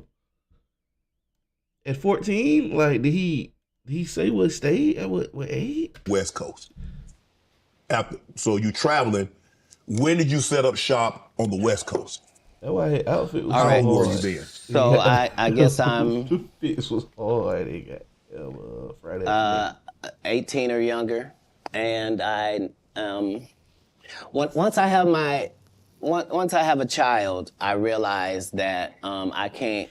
It's a lot of things that I could use to make money that now is a no-go. So anything with street aspirations that I might have thought about pursuing or been good at, I now am a single parent and I gotta redo this thing. So I need comedy to really work out for me. Right. And me and God go into extreme conversation where I'm explaining to him that I'm a crash out dummy if he don't send me a lifeline. Like I need something I can hold on to. Before I had left Florida, I did stand up one time because we was trying to get in the club. I didn't have ID. So I said I was a comedian. They ended up having me do 5 minutes. But I kept that in my head that I had done that. When we get to Oklahoma, they're having a competition for stand-up. And if you win, you get to go out on the road with Jeff Foxworthy and Dan Whitney, who is Larry the Cable Guy, and Richard Jenny, and these great comics. You get to open for them. And once I did that, I realized, okay, as a comedian, I'm like way behind schedule. I done started this too late. All the funny guys are already funny and known names. Like, how am I gonna progress? So I realized that I do better with a white audience than I do with a black audience. And I'm not sure why that's occurring, but the white audience likes me more. That's interesting. So when I moved to Sacramento, it's because Sacramento has a white and a black audience almost 50-50. That's almost the makeup of Sacramento. So I live in Sacramento for 2 years until I get to the point where I am equally as funny if the room is black as I am if the room is white. That's not enough. Now I need to be one of the good ones when it comes to black comics. So now I have to move to Oakland, and that's what lands me in Oakland for 3 years. Once I have dominated male black comedy in Oakland to my liking, now I'm prepared to go to Los Angeles now. Now I know you can't throw me any curveballs. If it's a white audience, if it's a black audience, no matter what they are, I'm prepared to deal with all of the audiences. Do you write jokes according to the audience that you're going to be in front of, or is your joke universal? Well, in the beginning, part of my framework is that I'm tailoring every show to this audience. And that's how I was able to show my range and show that I was better than my competitors, is that I'm Katt Williams, but I was still doing clean comedy. So I was still going to churches and doing 45 minutes of stand-up at the church with no curse words, no sex, drug material, no none of that, just straight stand-up. And then I was doing everything else. And I... At the regular club. Yeah, that was the range, is that where... When in Rome, do as the Romans do. So that's how I started. But as you begin to get better, you begin to be able to speak to your entire fan base. And that's really what's been helpful, is that I've been having the same conversation with my fan base for 12 comedy specials. Is that what set Katt Williams apart, is your range? Is that you can do a comedy, do 45 minutes in the church. I can go to a comedy club in front of 250, or I can go into an arena with 15,000. I ain't missed nothing real good in that little time. Red Bull gives you wings. Shopify's point of sale system helps you sell at every stage of your business. Need a fast and secure. That's range, because everybody can't do that, Katt. Well, if that's what range is called, then yeah, it's range. But I like the people I'm talking to. You see what I'm saying? So it's not like it can't be condescending, because I'm talking to my white male friend when I'm telling that white joke. Right. When I'm talking about this joke about this black lady, I know that black lady. That's who I'm talking to. I'm speaking to this fan base that I've been speaking to from the beginning. I already told them what I was on when I first came in. I told them they was gonna come after me, they was gonna cancel me, they was gonna say terrible things about me and try to mess my life up. I said that coming into stand-up. I'm saying it in my So you knew it was gonna be? It has to be. I know I'm going into the belly of the beast. How could I be naive? I know that I'm going into Satan's playground, but I'm trying to be so good that you got to bring me in so close that I can see who's doing what and what's going on in there. In San Francisco, you joined the Nation. I was never in San Francisco. I was in Oakland. You was in Oakland. Did you join the Nation? Is that? Yeah, Honorable Minister Farrakhan and I have an extremely close relationship. He refers to me as one of his sons. So, yeah, I spent a particular period of time. Let me explain. Yes. Because my particular background was already religious and super strict, right? I didn't find out about other religions by reading about them. I went to their religion. I don't want to learn from Jewish people from outside. I want to be in a synagogue. I don't want to learn about Muslim people from, I want to be in a mosque. I don't want to hear about the Baptist or the Pentecostal. I want to go to their church and see. And so that was the religious discovery that I was on through that period in my life. When did you know you were funny? Probably about 10 years ago.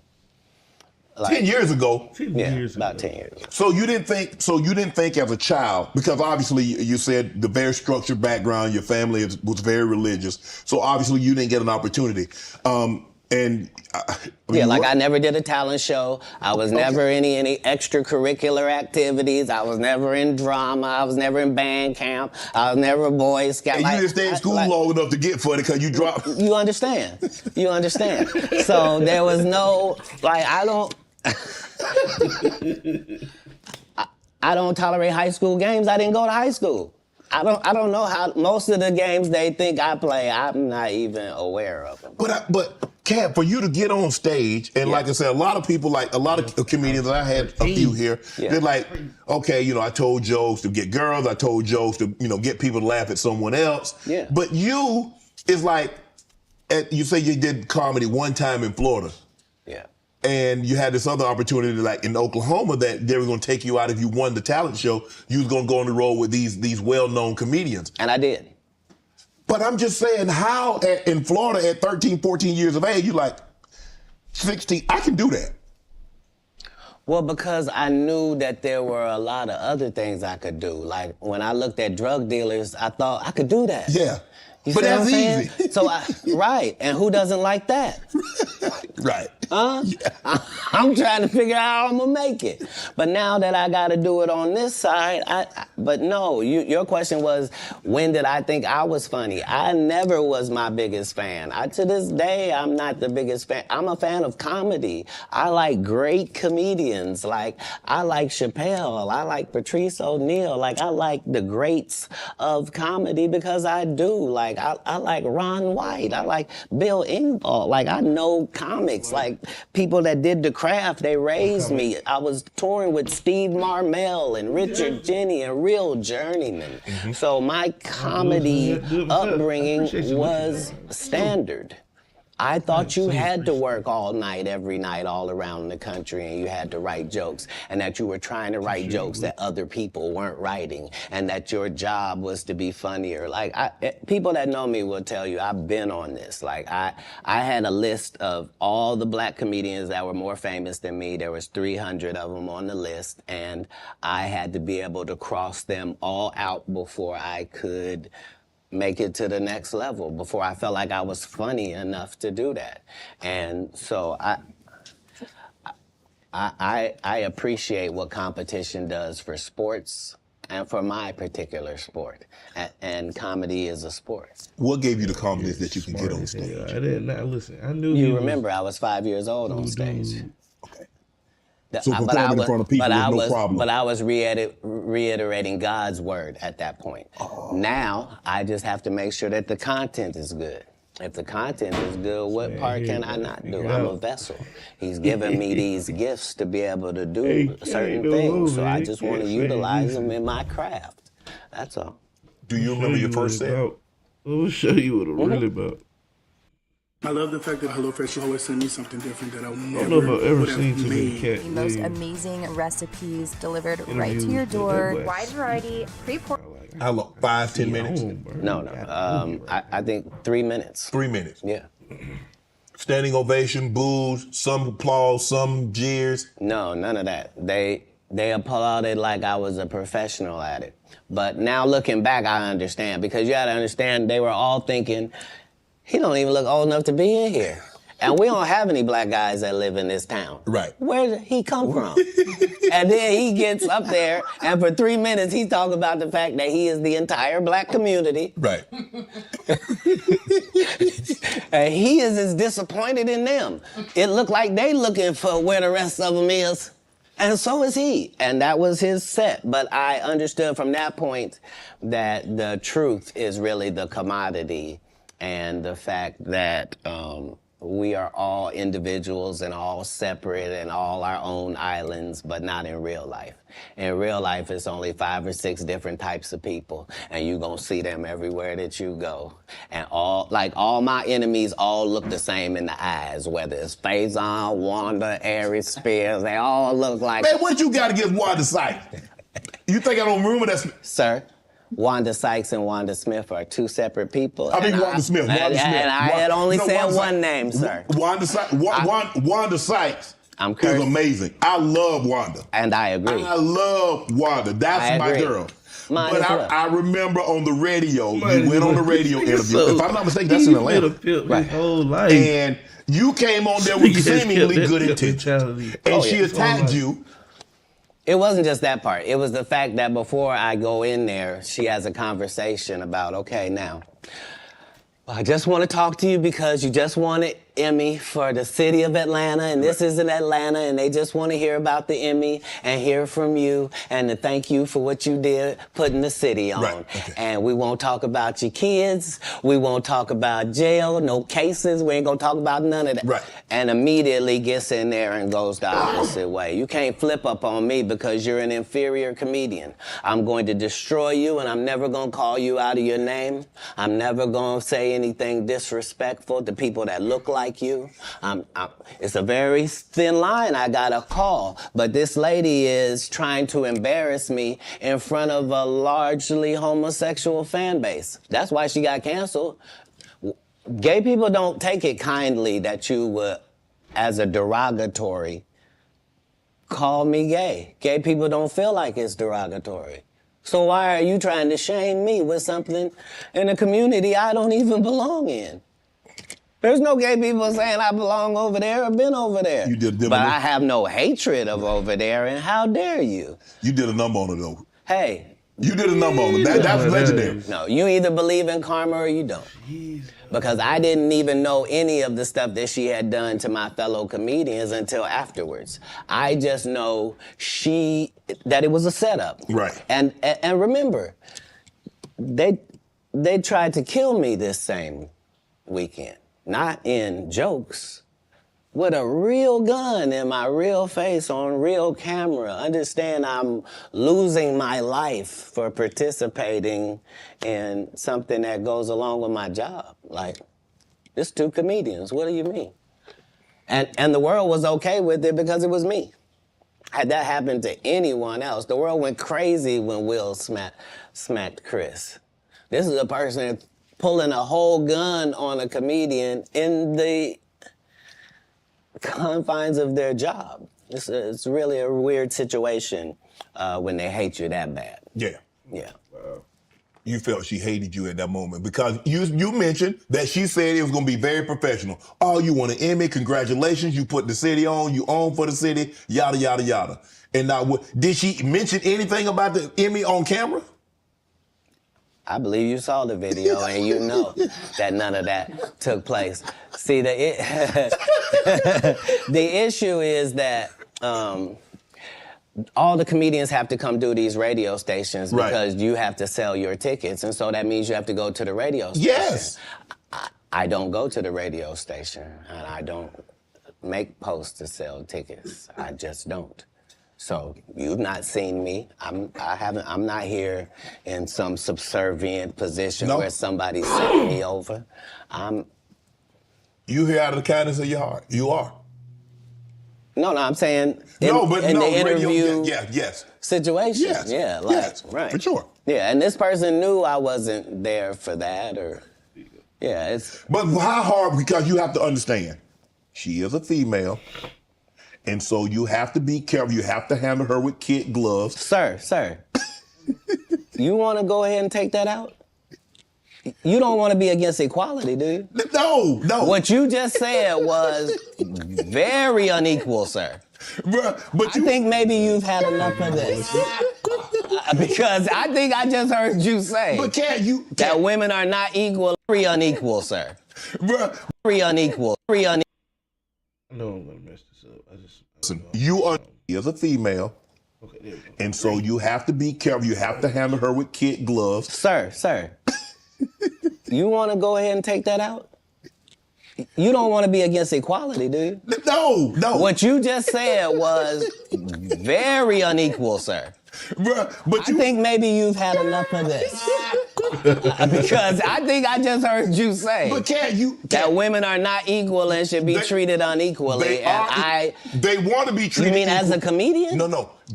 Listen, you understand and I understand. Yeah. In certain situations, they want to be treated equal. Not all situations. And what part of what you saw her get? She deserved everything you gave her. What part would have been different if she was a man? So Acorns is a financial tech company. So I bought everyone's gifts today with my new Acorns Mighty Acorn. The financial tech company that I. It would have just been one of the ones, man. Been more vicious. Yeah, that's my point. I took all the vicious and venom away because I didn't have any. Plus, I understood. I'm not trying to offend black women with short hair. I'm not trying to offend heavyset women.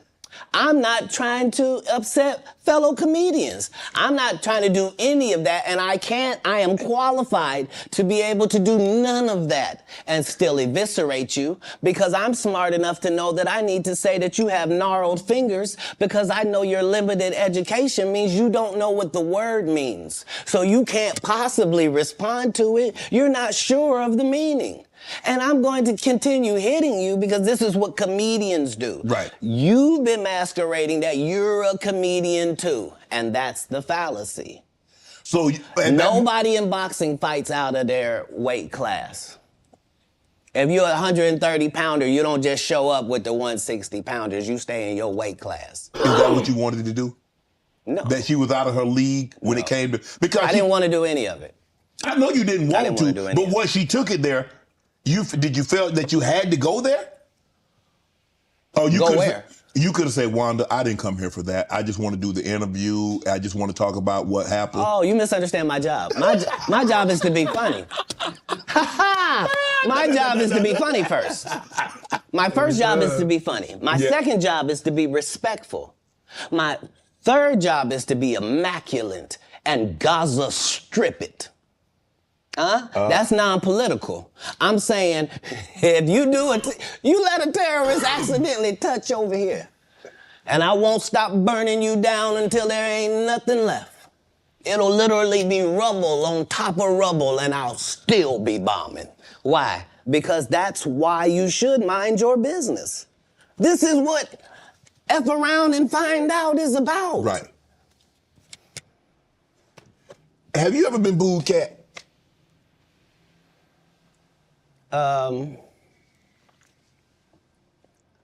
Yes. Yeah. I have. What was that feeling like? Did it want to give up? Because because when you have, I don't know how early it was in your career. Obviously it hadn't been I don't think it's in the last decade because you've been immaculate. Have you ever dropped a pass? I have. I've been booed too. You know the little segment between everything is fine and I got it, and then you noticing where it is now? Mm-hmm. Yeah, it's that. The thing about, as a comedian, the audience's opinion is the only opinion that matters, not you, the writer, none of that. And so I don't think any comedian has ever been booed unnecessarily either. They deserve it. Oh yeah. I'm saying, what do they say when a guy shoots the air ball in the NBA? They say air ball to make sure everybody knows. But again, he still got to get back on D. Right. Like the game didn't end. He don't get to throw his hands up and sulk. Right. That's supposed to be used as a learning experience. Most comedians don't get booed enough. I mean, this is how you end up with a Michael Blackson who's a real African doing a fake African accent. Okay, this guy is mad at me. All I did was give him the best advice of his life. Remember, he was wearing dirty dashikis. And I told him he needed to dress to be in the position that he's trying to say that he's in. And if you're the African king of comedy, sir, there's actually comedians in Africa doing comedy. If you're going to say that, you got to go to Africa and get a school, dude. Everybody you got to put in some work. And these guys, they take my advice, they change their whole persona, and then they hate me for it. And generally, I'm just too big to comment or make a statement about it or do a live or any of that. But when it gets to be a whole grouping of these guys, I gotta come and talk to Shannon. I gotta lay it down at the altar. You know every comedian. This is the other side of Kirk Franklin praying. This is the reckoning. 2024. The reckoning. You watch that. You know every comedian that's been on my show. You watched every episode. That's not what you said. You said I know every comedian. You know every comedian. You're limiting me. Oh, you watched every episode because you know things. You know things. That's always where I'm trying to come from, whether it's comedic or otherwise. That's why even if you see me get arrested 10 times in a row on TV, as a fan of mine, you can be like, he finna be right out. Yeah, but they just said he didn't do it. He couldn't have. It's stupid. Why would he do something stupid knowing he got to come back and talk to us? Nah, they respect that every time it happens, I'm going to be free as a bird sitting out here talking to you about it, that it really was what I said it was. That's all. You end up, you come down, you're in LA. Yeah. Now, I'm reading Katt Williams won Cedric the Entertainer's and Anheuser-Busch Best Los Angeles Comic Award. Did you win that award, won Katt Williams? Take notes, I'm not going to repeat myself. We might just find common ground after all. I can. It's a simple yes or no. It's not a rhetorical question. It's a question that probably should have been asked to Cedric the Entertainer. I'm asking you. I got you here, though. I know. I couldn't believe Cedric didn't get asked that question. You still a dude's joking and giving an award, and then 10 years later, you don't know nothing about it. Hey, but I promise you this. What? If he sees me again before he sees you, he'll be talking different when you see him. That's for certain. That's the difference. That's what these comics understand, is that I'm not doing nothing for clout. I don't even recognize clout. But eventually, the Lord is going to let me and you be in one hallway. A lot of these dudes go... Kevin Hart done went 25 years without ever being in the same building with me at the same time. If I go in the building, he walk out. You've never seen us in the same building ever in 25 years. Like, it's like that. Why? Why? Yes. Because I'm really the product. It's not what you think. I am never under the influence of anything. I'm always in my right mind. I'm always a physical specimen. And when you see me, I'm much, much bigger than you had thought. I have far less play in me than you would like. And I'm relentless. I'm out there. I'm still, to this day, I play 11 games of basketball with a 20-year-old. The record is 92-6. This is just in the yard, just to the rack, just cause. You work out, Cat? You work out, Cat? Not to the gym. You don't work out in the gym? You do push-ups, sit-ups? My whole life it was just push-ups and sit-ups only. I would do like 100 push-ups a day. Just. I thought you were gonna say 1,000. No, because this is literally every day. Right. This is not for the gram. You know what I mean? Like literally 100 a day. And I would do push-ups, and then I tore both my rotator cuffs.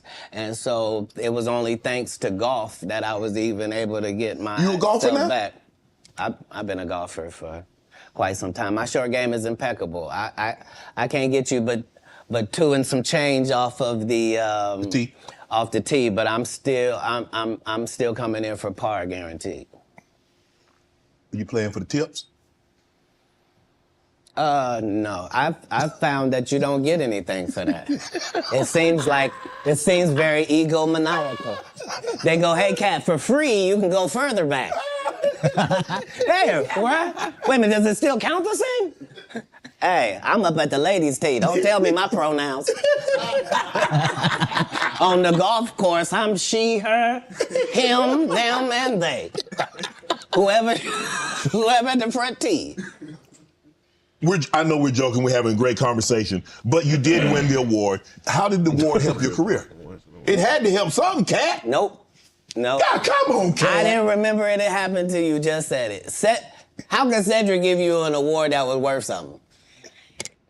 Everything Cedric and Ricky Smiley ever been in got canceled for not being funny. Ricky sat here and told you that they cut him out of every movie he did. They always had a reason. Like,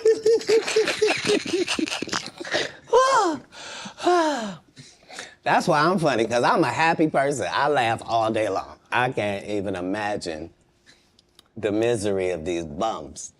Just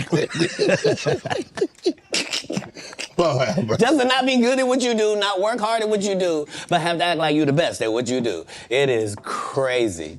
It's crazy. But they be touring, they be doing like 100 shows a year? That's me. I don't run into none of them. That's what I'm saying. If you a Faison Love fan, you mean you've been a fan of him for 32 years, you still waiting on him to do his first special? You mean to tell me if Steve Harvey, your favorite comedian, you mean you've been waiting for him to do stand-up for 15 years now? I mean, Steve got a lot of other irons. DL's still out there. None of those irons matter to stand up. Who cares that they wrote a placard for you to do Family Feud on? Like, you're successful because we're surprised you can talk for a living and it's entertaining that you're gonna say some funny country things. But not a writer. Right. Not a writer. How did you develop Money Mike and get it? I mean, everybody talk Money Mike. How did you come up with that and said, you know what, this is how he should dress, this is how he should talk, this is how he should look, this is the kind of whip he should ride, this is how he should talk? So if you'll remember that was my first movie, just understand that what I did then, I've done with every single role, whether it was an Emmy-winning role or whether it wasn't, whether I was playing somebody homeless, whether I was playing a dirty vagabond on Atlanta, whether it was an eccentric guy in First Sunday, regardless of what the role is, the first thing I do is erase me from it. Okay. So anything that I would naturally do, that's what I'm not going to do because I'm playing a different character. You're playing a character, okay. Right. So I then create this person based upon real life circumstances. So I don't have to wonder what a pimp thinks because I've been in that position for a little while. I also worked manual labor for some time in my life, so I don't have a problem paying somebody that works. And I don't have a problem being a go-getter because I'm a go-getter. So I bring whatever I can to these characters. I was able to the first week that I got the script, there was a pimp guy that used to be a pimp, but he wasn't anymore. He was a rapper now, and his name was Mac Minister, and he had been a pimp and was going to be a rapper, and I... Just let the power tell it, Katt. You want to know? They take one of us. Had never done a movie before. I was a stand-up, and I'm getting ready to do the movie. And so I was able to craft what a real pimp was like, what was too much. I didn't want to be stereotypical. Right. I did the research. I saw how many times people played pimps and they were always, it was always something weird about them, right. I guess, because it's a weird job, you know what I mean? Right. And I wanted somebody that didn't seem like none of that he really thought it was a business and treated it like that. And so, you know, adding those levels to acting is what all actors do if they're not Steve or Cedric or Ricky. Like, you're trying to create a character. You can't just be Faison in every movie. Like, you're just gonna take your shirt off on every movie? Like, why does it say that in your script? Man, let Big Worm live. Let him breathe, Katt. Let Big Worm breathe. Stall him out now.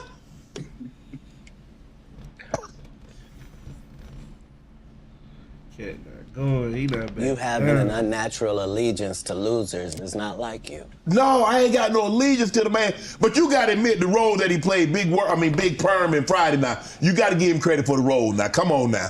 Let me ask you a question. Yes.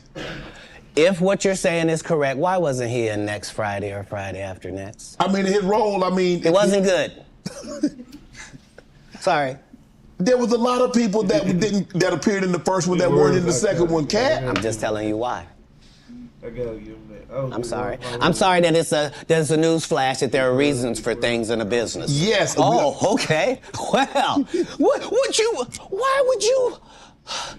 why did you bench D-Lo? He had 2 points. What are you talking about? Shut up. But I like him. Nobody cares about that. That's not what we're talking about. These are business conversations that deal with businessmen. Right.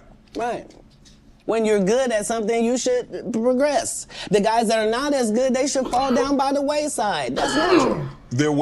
So you believe if your talent doesn't support it, you should fall by the wayside, and the guys that have the talent and they get elevated, they should move. No, that's what water says. That's what the universe say. The universe say the levels. No, not I say. Who am I? I'm nobody. But I'm working every day as if I think that's what should happen. is how it should be. And I'm choosing comedians that also write and work hard and don't steal other people's material. And I'm making sure that they all make $300,000 a season. And I'm making sure that they're not ever signed to me or my conglomerate. And that's why they're successful. No, you can work with me and still be an independent businessman, boss owner like you came in. Right. I don't need you to be subservient to me. That's those other guys that make you pay dues. You said earlier that you rewrote a lot of what Money Mike was to say and how he behaved. So they allowed you the freedom, the liberty to ad lib. How much? Would they allow you to just make an interception if it didn't nobody talk about it? As a football player, if the ball comes your way, can you just grab it? Can you make an interception anytime? Are you allowed to pick up any fumble? You can do any hustling, right? Oh, okay, same here. Same here. But here's the thing, though. Even as an offensive player, they might let me ad lib once I get a couple of years under my belt. They wouldn't let me ad lib as a rookie. That was your first movie. I told you the conversation in my first movie, just because I am committed to laughs. The only way I made it past those 300 comedians, I didn't tell you this. What it required is I had to watch all 300 comedians 10 times a piece. I watched your set 10 times of you performing, whoever you were, and then I counted how many laughs you got every time you did these amount of minutes. So if you told me this comedian and told me he did 30 minutes, I could tell you that he got 26 laughs in that 30 minutes because I had done the numbers on everybody. So I didn't just say I was funnier. I knew I was funnier than the comic you liked, and I could tell you how many jokes funnier I was, because that's how we judge stand-up. You do 15 minutes, I do 15 minutes. How do I know I'm funnier than you? Because you got 6 laughs, and I got 16.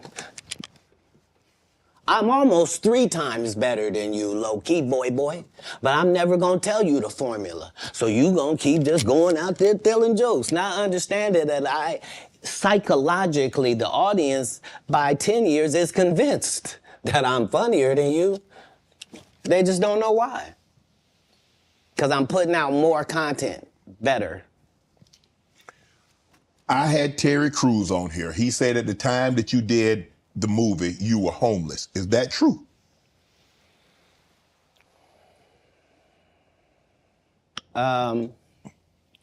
This was my situation. 5 months prior to me getting this first audition for Friday After Next, I got this baby son. I'm holding him up above me. He grabs my little chain. He's playing with it, and he accidentally drops it. It breaks out my front 2 teeth. I'm in a situation now where when I go to the dentist, they telling me this gonna cost thousands and thousands of dollars to fix this right.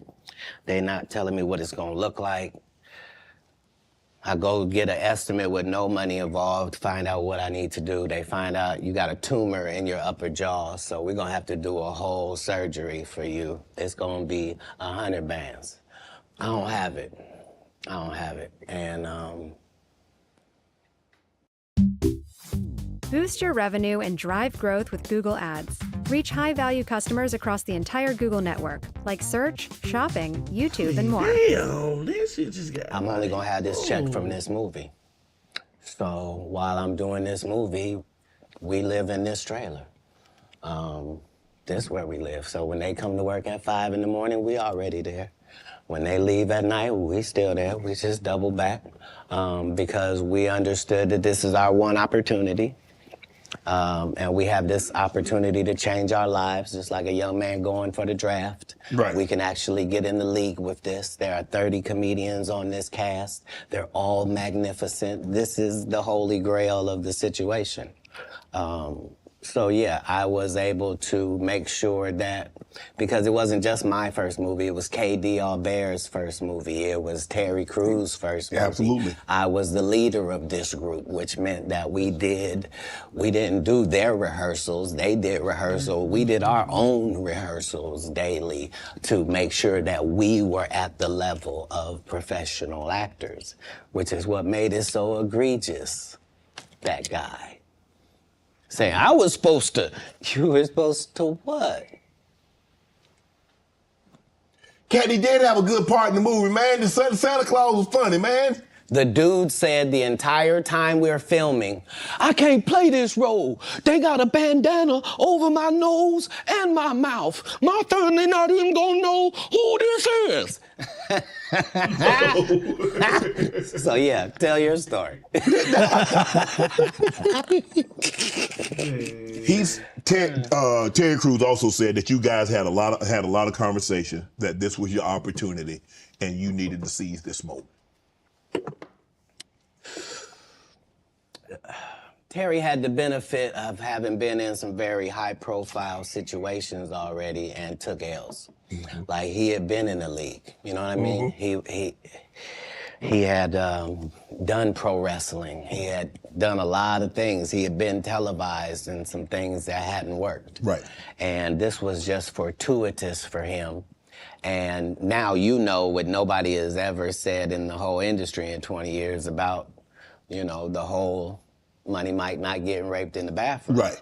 So I understood going in that there's no reason. I lost for a 5-year period, every single movie that Kevin Hart did was a movie that had been on my desk, that all I had said was, just, can we take some of this step and fetch it shit out? And then I can do it. Like, it don't need to be overtly homosexual, because I'm not homosexual, right? It doesn't need that to be funny, right? Mm-hmm. And me saying that and them going, oh yeah, no problem, and then going to give it to this other guy and having him do it just like it was, and acting like I'm a bad person because I keep standing on my standard. But yeah, it's interesting, but I wouldn't change it for the world. Like, again, I'm on the winning side of these decisions. You know, look, I've had Cube, I've talked to Cube, and a lot of people say Cube doesn't pay. What's your relationship with Cube, and what did that opportunity mean for you? Well, the ungrateful bastards that would say anything about Cube's payment, you shouldn't even talk to them anymore. Like, you don't go to Goodwill, you don't go to a Goodwill thrift store and go, look at all this cheap ass shit. Why don't you shut up? Why don't you shut up? You could have went to Hermes. Why you didn't go to Balenciaga? Why you didn't get a bowl of the Balmain? You want to have that conversation? Right. What you mean the independent black dude who's filming it partly out of his fucking pocket? What you mean he didn't pay you enough? They weirdos that felt like they earned the opportunity because they were big. No, yeah. I understood. That ain't no $200 million movie. Well, I mean, how much did you expect you was gonna make? Well, I made enough to get them teeth fixed just like you did. Yeah. So it was no harm, no foul. I knew that I was gonna go from there, and there was no turning back for Katt Williams. Okay. Well, here's the thing.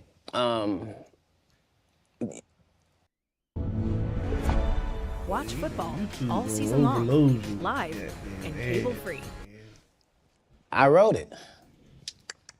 What I'm saying if I did it and I did a good job at it, you can thank me. I was involved. Right. I'm not gonna come later on and tell you, I never even read the whole script. So how you know what roles? What? What do you mean you never read the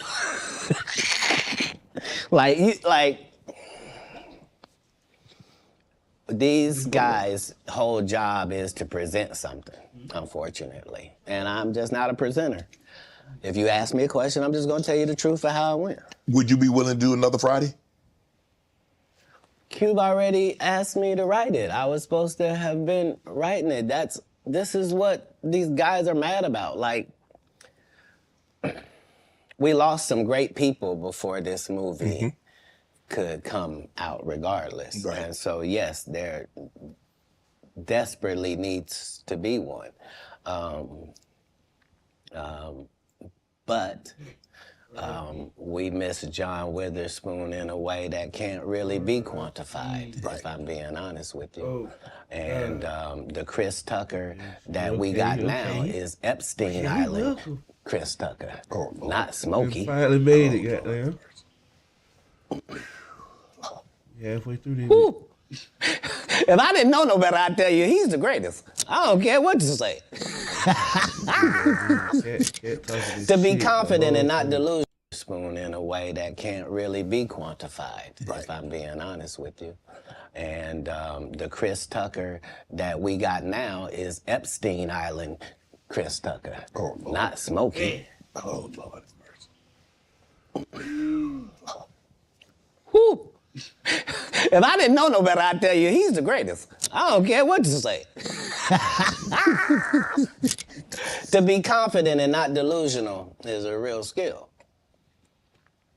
Most of these confident people we see is really delusional. Well, you don't think they asked Chris Tucker to come back in the second Friday?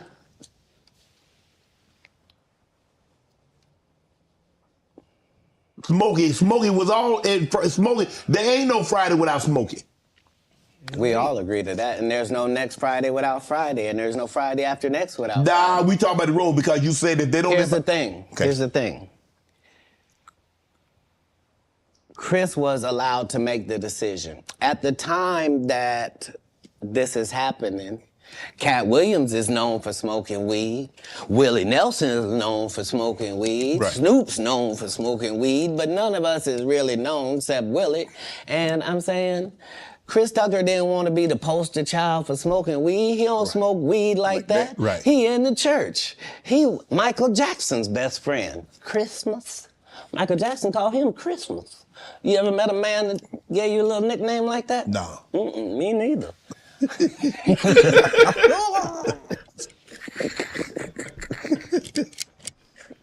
Must be the greatest. Oh, man. Man, I ain't gonna be able to get nobody back. I ain't gonna be able to get no more comedians. They all coming. No, they ain't. Are you kidding? Nah. Hey, I promise you. I done got all the rest of them. I done got the ones. I promise you, everybody trying to double back. You're gonna be having to beat them off with a stick. You want him? They're coming. Much as. Folks, man, listen, hey. Them folks been mad all day, bro. They been popping up. Respond. Can't we? I ain't even been reading most of that shit, man. So, Katt sound like he in his right mind. You on Def Comedy Jam, Comic View. And he got received. What were those experiences like? What do you remember most about Def Comedy Jam and Comic View? He got received. Comic View was everything. Comic View was really the break, and not Friday after next, just because Comic View was just 3,000 of your stand-up peers, and we just throw sets of all of them up there, and we see who the audience likes. Who do they like? And it was a great wild, wild west time to be involved in comedy. And the same is true for Def Jam, because hip-hop was a fad at one time, and hip-hop ain't gonna last, and why are you doing that? And that's how it was for blue comedy. Mm-hmm. If you were a comedian that cussed, you were ridiculed by the mainstream comedy geist. That would be like me being on Joe Rogan. Joe don't want me on there. I need to be on Shannon. Joe got 6 comedians that never been funny. He want to push out.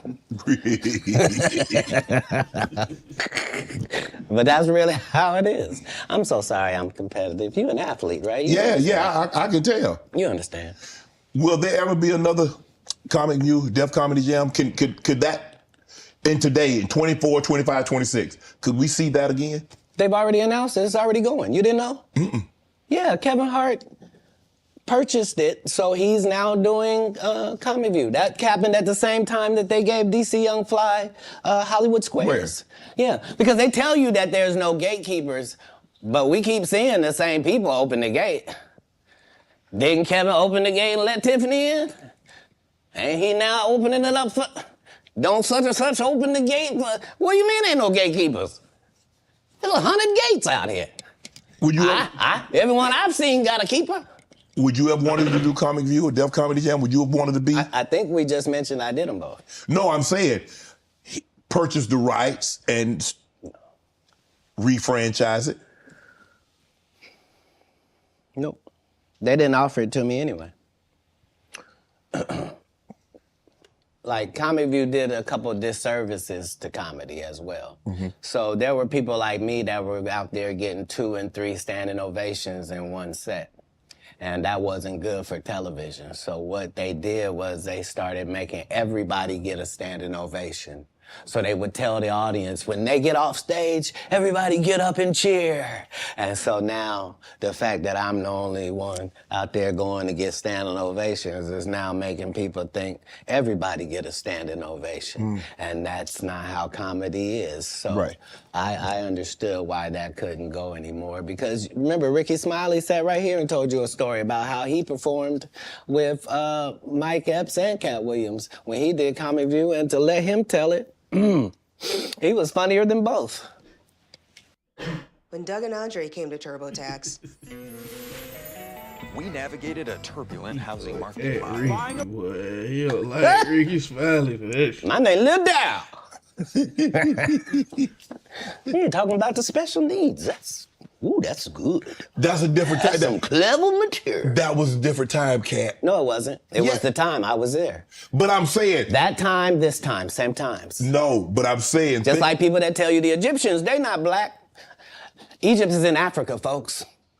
As long as Egypt is in Africa, then Egyptians are African.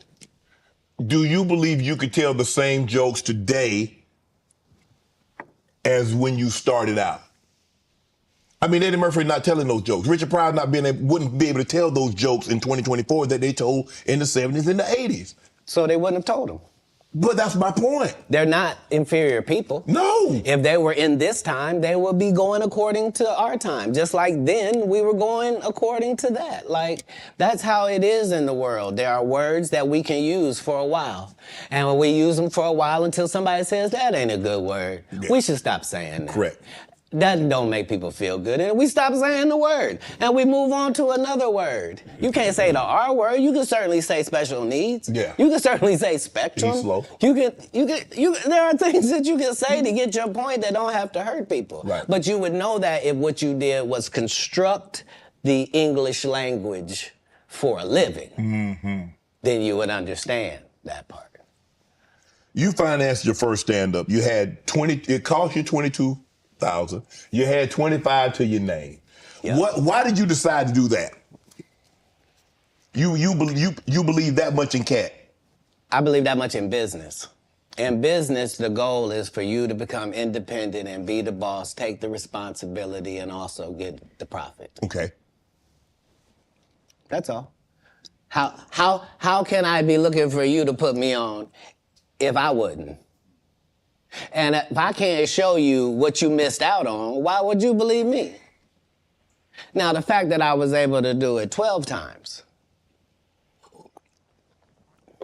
that's the real thing. The part that I'm able to do it all across the country. The fact that every time I do a tour or a special, you think, well, that's sponsored by somebody. Somebody did a good job. No, just the guy they're kicking around, just the one that might mentally not be all there. He's the one picking the outfits, writing this guy's material, booking the shows, making sure he gets there. He's the one hiring the other comedians. But hey, I knew that that's the end goal. So if that's the end goal and I'm there when I start, why would I deviate from that? Right. Remember, my goal was to get this far in Hollywood and still have a virgin asshole and never have sucked a penis. That was my only goal. I didn't want to get with a white woman because I was scared she might have me running down the street like Jonathan Majors. There you go. See, come on, there you go. Not because I didn't like white women. I think white women are as great as any other women. But I'm not going to act like I'm not scared of them. I have a reason to be scared. You could be Kang the Conqueror, and they could take your rabbit ass down in 2 weekends. And that's the truth of the matter. So I stayed away from that. And remember, I told you the drug story from when I'm in the park. Yeah. So these are just the things. I had all of those when I came in. I already was ready for that. That's what they don't like. I did not know. You're telling me and showing me a side of the business that I didn't know. That you guys are, man, the competition, the competitiveness. That's all business. I don't care if they're selling Coke. You wouldn't believe the things that Coca-Cola says about Pepsi.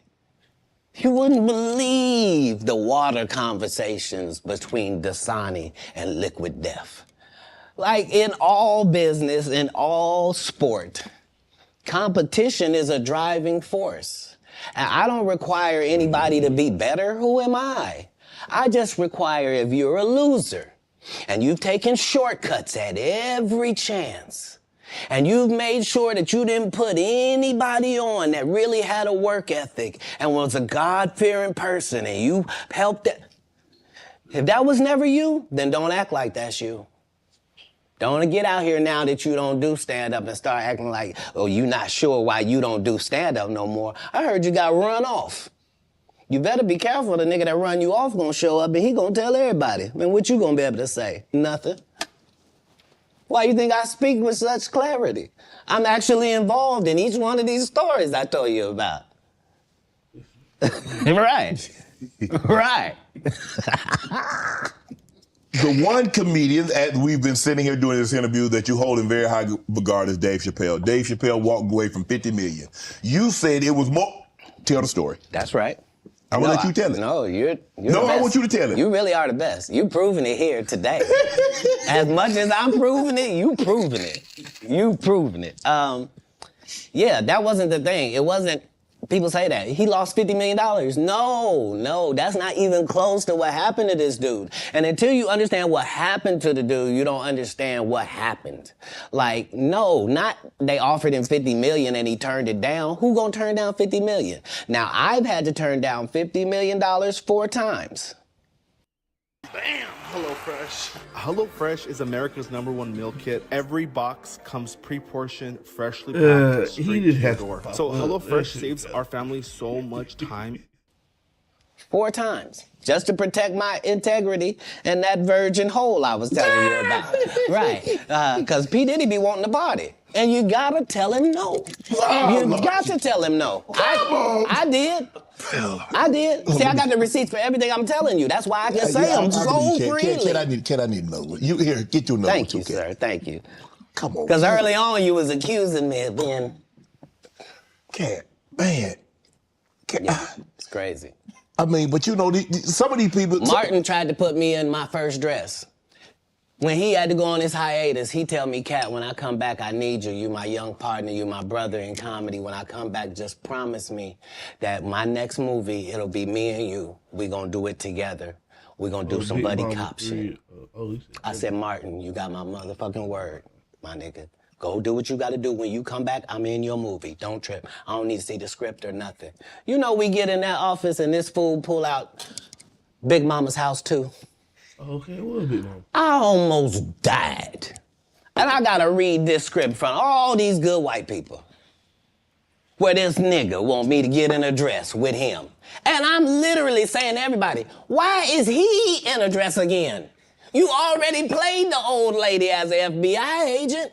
We can play anything now. We can be playing a dog catcher this time. Why do we need to be in a dress? And I get so mad, I say, you don't want me. You want Brandon T. Jackson. And that's who they went and got. Twice I said it, they went and got him. Just like I'm telling you, I had that other dude's work. I had all of it. All I did was say, I want to punch it up so it's not offensive to real niggas. And that's how I got in this position. I sure hope I have a Club Shay after this air. It's gonna be in a dimension it's never been. Yeah, it's gonna be. The greatest thing floating in 2024. Mark the words. No way. In a whole different realm of business. Oprah coming next. Once I establish this as a place of truth. Yeah. Oh yeah. Watch. God's people ain't that few. Yeah. Prince. You met Prince. Prince was a friend of mine. He was a friend of mine. What was those conversations? Because look, I mean, sometimes we don't really understand or appreciate someone until they're gone. I did. I was a big Prince fan, all of his stuff, because he could play all the instruments, he could sing, he could dance. He was an entertainer that could sing. And what he wrote, I mean, who thinks of Cherry Moons? Who thinks it snows in April? a raspberry beret or pink cashmere, the purple rain, the things that he wrote about. Well, like, bro, who mind goes there? Yeah, he was unlike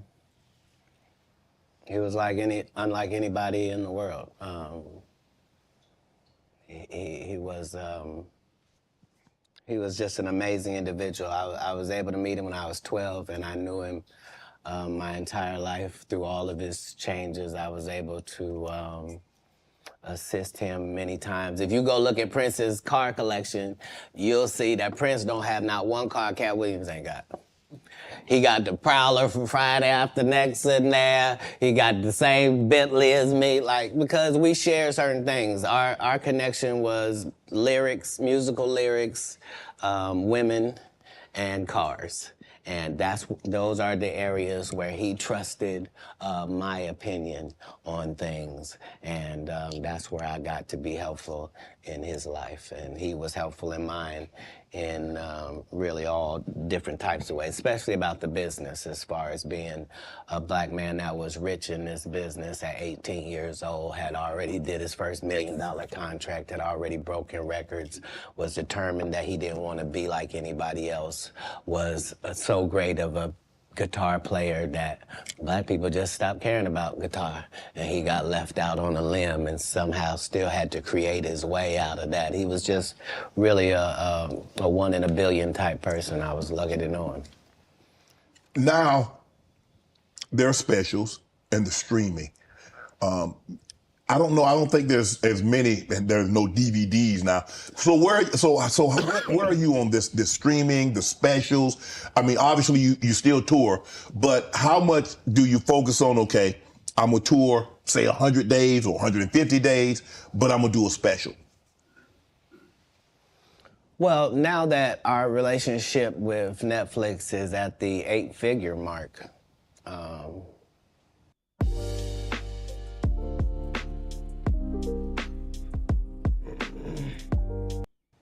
8? How you said 8? How often you want to make them? Oh, you said 8? I mean, like right. 5, 6, 7, 8? Got to be 10 million to qualify, yeah. So what I'm saying is, once you're at that level, how many would you do? I'd be willing to bet you say, every time you turn around, I'm gonna be doing another one. Hey. I think that's what you would say if you was any good. Yeah. And like I said, with 12 comedy specials, why do I need to be in these conversations with these specialist people? Sid ain't got no special you remember. Steve ain't got no special you remember. Ricky ain't got no special you remember. Faison ain't got no. What? So why do y'all get special? Yep, it was 20 minutes long. It was good too, though. It was. He's good. Not it was good. He's good. See, He's good. Don't think because I said something derogatory that I don't know how to hate. Earthquake has consistently, I don't think anybody's ever said Quake wasn't funny. He probably never been booed, yeah. I don't think. I don't think he's ever given a bad performance in his life. Dog. But his just due was overdue. He was in a whole different situation. Yeah. Because he wasn't able to translate the stand-up to the movie thing, TV. He took a hit. Most people don't take a hit. They're just judged on their stand-up. Right. So yeah, no. I even though it sounds like there's a lot of people that's not the case. I'm a proponent of all of us who are in this business working hard trying to make it. When you got into stand-up, was crossing over, was doing TV, was doing movie, was that a part of it? You're like, okay, I'm doing stand-up. Okay, the next progression is TV, movies. Throughout the history of stand-up, sir. That's the goal for all of us. That's how it goes. That's why when you hear these dudes talking about, oh, I didn't want to be a movie star, you just know it's disingenuous. Like, what are you talking about, dude? Yeah, oh, no, I just wanted to do a game show. Right. What? Are you sure? Are you sure? Because I thought you did Mark Curry's show over after he had just done hanging with Mr. Cooper. Why would you do all of that man's stuff that he did on his show on yours and then do the dude's stand-up when you go on the road. And then you never put Mark Curry on your show or nothing. Like, if you don't say anything, these dudes will run over you. I don't know if you know how bullies operate. I but do. If you don't stand up for yourself, there really is nothing they won't do. Right. You're a very generous man, Katt. You're the sole sponsor of Melba Moore getting a star on the Hollywood Walk of Fame. You did all that on your own. Why? Do you have a personal relationship with Melba? No. I understood that she was a black woman in a time where it mattered what you look like, and they had a certain thing that they needed you to look like and act like in order to be successful. Right. And she just never did that. She wasn't tall enough. She wasn't fine. They didn't like her looks. They didn't like that her hair was natural. They talked crazy about her, and yet she still made all of these achievements. And I'm like, understand, I'm already in the Comedy Hall of Fame. I'm already going to heaven no matter what happens. If it ends in a second, I'm up there. So it gives me the leeway to do some things that are simply because it's the right thing to do. So the truth of the matter is, they wanted to give me a star, but please don't consider me and this person been sitting on this list this whole time. And just because they ain't got enough money, they can't get they just due? That's crazy. When do you start? That's hurtful. What if somebody can't afford their flowers? You mean they don't get them? No, God don't operate like that. He would send a dummy like me to come and take care of that. Just so that the right thing happens. That's how the universe works. Because remember, what am I spending my money on? I'm not spending my money on strippers. I ain't spending them on drugs. Why not? Like, stripper what? part. Because if I go in a strip club, I'm only trying to get her out of there. Yeah. I have no intention of her or any other people being in this position. If I see a girl I like at the strip club, I'm telling her, you know you don't have to strip no more after this. This could be your last day. How about that? Ooh. What would it be like just to leave it all? Watch NHL games live on a variety of networks. You ain't gotta be a whole number. I don't even want you to go get your purse. Just leave it. Ain't nothing. We get new ID. We get new ID and credit card and social security card. We don't need none of that. None of that. None of that. This life don't look good on you. Yeah, shit. You don't even look like a drug addict. Got me thinking, Katt. Right. You hear these athletes talking about, yeah, we was out there tricking. What? Why? You're part of the problem. You're part of the problem. Stop paying people that you don't have no respect for. It sets it up bad for us. We got women out here can't find a man because they acting like him. You are alpha. Now the alphas all want these subservient husbands. You can't have one. No. That ain't gonna happen. It ain't gonna happen. Sorry about that. Okay, go ahead. Boy, you done got me canceled how many times in this program? Where's the camera? I didn't write nothing I said tonight. It's all been on these cue cards, and I'm just gonna keep reading them. Ask your next question. The Migos. Do you help them get out of financial situation?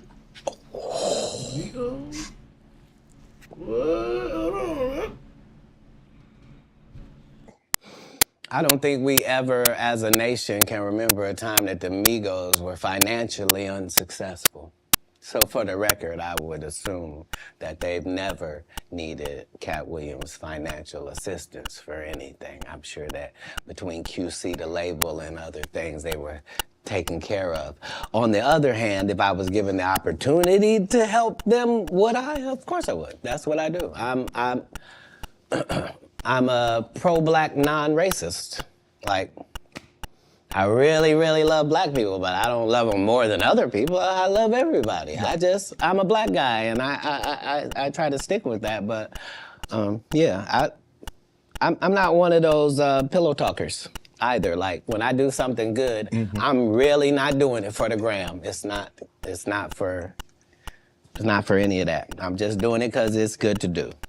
I appreciate that. I don't know if this is true, but I did read that comedians on your show say that women sometimes would bring them money and not say where it came from. Say that again? Comedians would say women would bring them money and not say where it came from.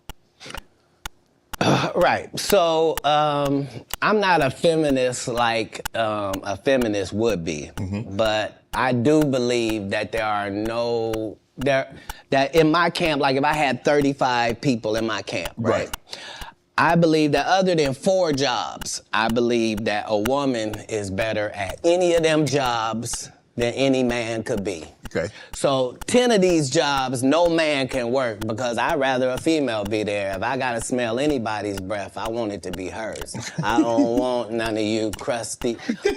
So what I'm saying is, if in a staffing issue, I'm gonna have 75% women just because I prefer them. Right. I don't prefer to hear 2 guys talking in the corner. I prefer to hear 2 ladies talking in the corner. I don't care what they're talking about. I just prefer that. So a lot of times I will utilize ladies to convey a message. If a comedian is doing a great job somewhere in the country, he just did a masterful set and nobody's gonna pay him.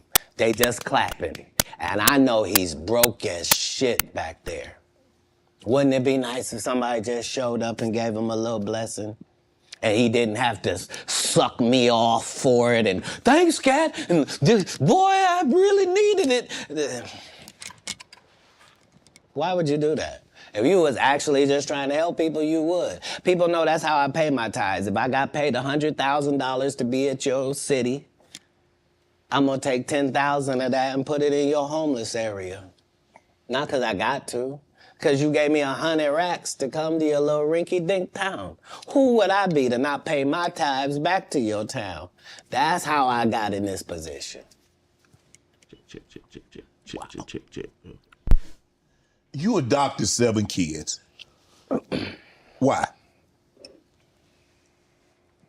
That's a lot of kids for a man that's as busy as you are, travels as much as you do, on the road as much as you are, spend a lot of time, because you have to spend a lot. I mean, it's not easy. I mean, maybe it comes so natural to you to put pen to paper and to write things down and be able to go out there and perform a set, but that's a lot of responsibility, Katt. Right. Right. But if there was a God, what would he think about you if you did that? I'm saying let's say, for example, that God is real. Yes. Okay? And let's say he be looking at what you do. Yes. What would he say if you did that? He said, that Katt, that's a very kind gesture. That's very generous of you. But it's taken me a little bit, but I'm starting to get there now. Now I'm feeling like, oh, okay, I know what I'm doing. Now I understand how the level up process goes.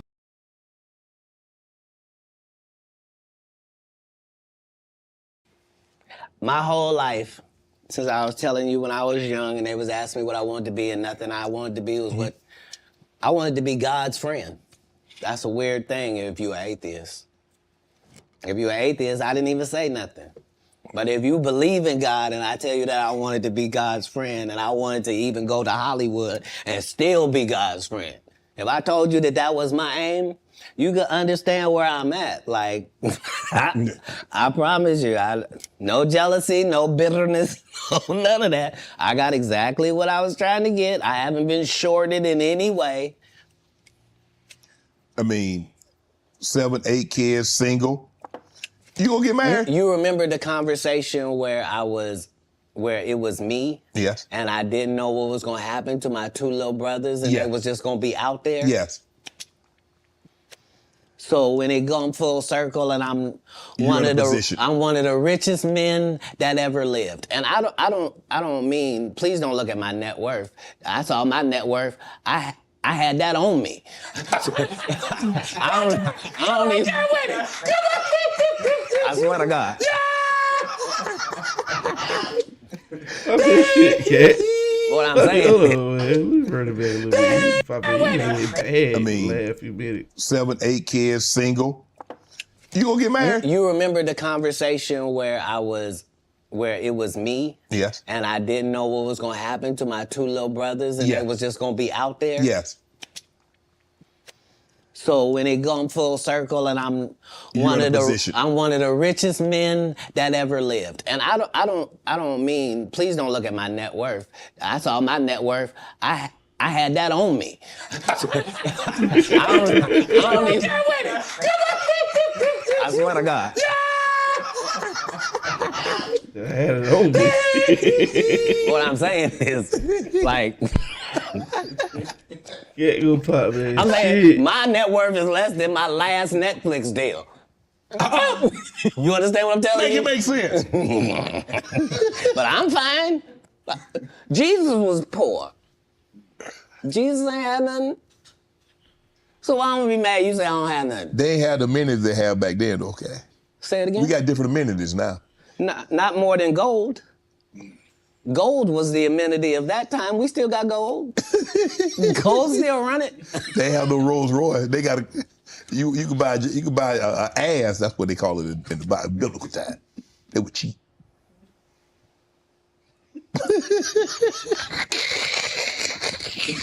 I'm saying if you really want to say, I'm saying a Cullinan is cheap. So back in the day, I would get my girl a donkey. Today we get her a Cullinan. But I'm saying whoever, whatever it is, I'm saying we. I'm saying because what we gonna do? I done already told you I'm one of the richest people that ever lived. Yes. Only in the fact that when I wake up in the morning, no matter where I am, I don't need nothing. Whatever I need is right around me, and whatever I don't have, it's only just because I don't have it. It's not because I can't get it. All I got to do is want it, and it belongs to me. So because of that, because I'm favored by God, like when I see people's wives and stuff, I don't even look at them. You know what I mean? Like I don't want to look at nothing I don't want to have. Because I know how blessed I am. If I look at it, I got it. Yeah. That's how Diddy be feeling. Now, come on, man.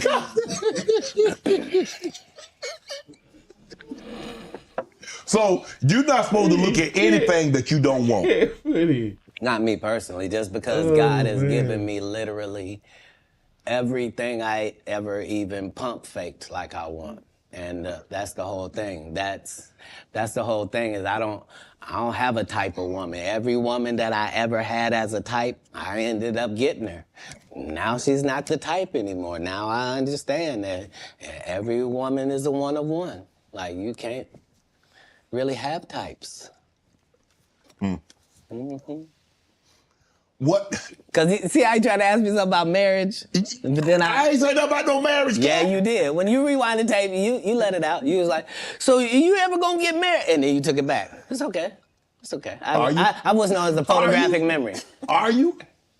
I'm not against it. Like, most people that are not married is because they're afraid of commitment. It's Right. not that like that for me. It's just, the whole time I wanted to be married, I had kids, so I had to try to fill my wife's place before she got there. Right. So I'm already got kids without a mother, but so now I got to be doing laundry. I'm washing dishes. I'm reading stories. I'm having to nurture. I'm having to do all of this, and I got to the point where I didn't need the wife. I'm doing it, and we're doing it, and I'm not replacing a woman in their lives. I'm letting them see that that's just the only thing that we don't have. And it was easier for me to do that because you have to understand that all of the kids I'm raising at this point, they have fathers. You see? They have a mother. You see? I'm a different person. I'm raising you.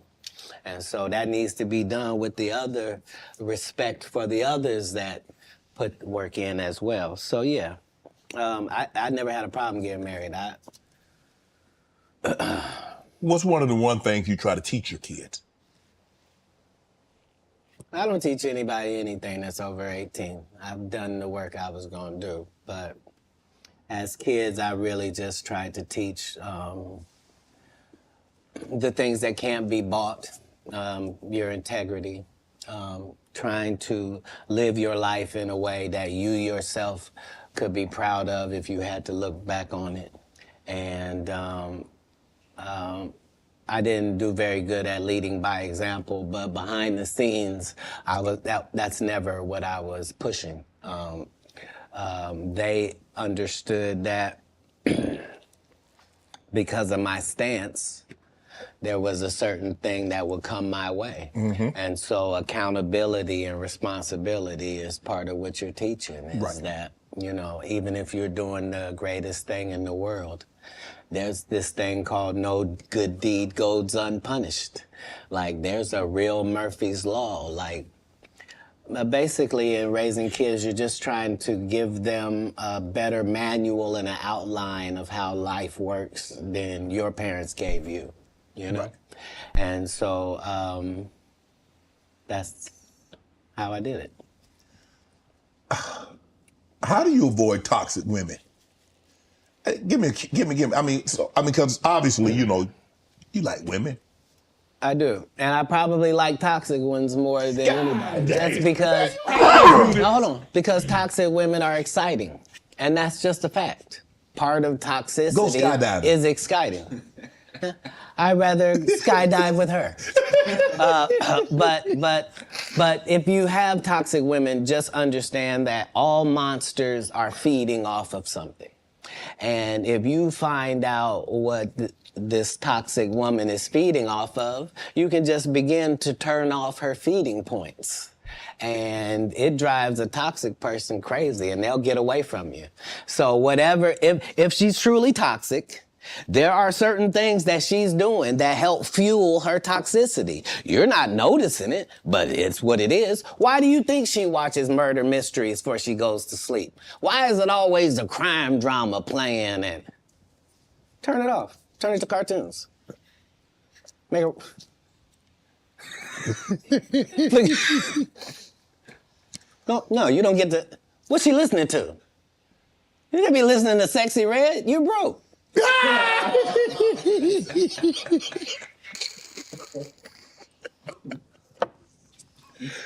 Toxic people are trying to get things. They're not being toxic for no reason. They're gaining something out of how they operate. That's why they operate like that, because they get something. As soon as you find that out, you'll be able to cut off what they're getting, and they will leave. Yeah. You were married once. Never. You weren't married? Never in life. So would you have a cohabitation agreement? Never. How? How could I be a single parent and be married? You know, there are people that like were married and then they get divorced and then they become single parents. That's how that works. Yeah, but a person who's never been married means he's never been married. Okay, I'm gonna take your word for it. Why would you need to take my word for it? Hold on. If I had been married, wouldn't have somebody have said who she was? No. It might have been a long time ago. Nope. I've never not been famous, sir. I just worked the story out to you.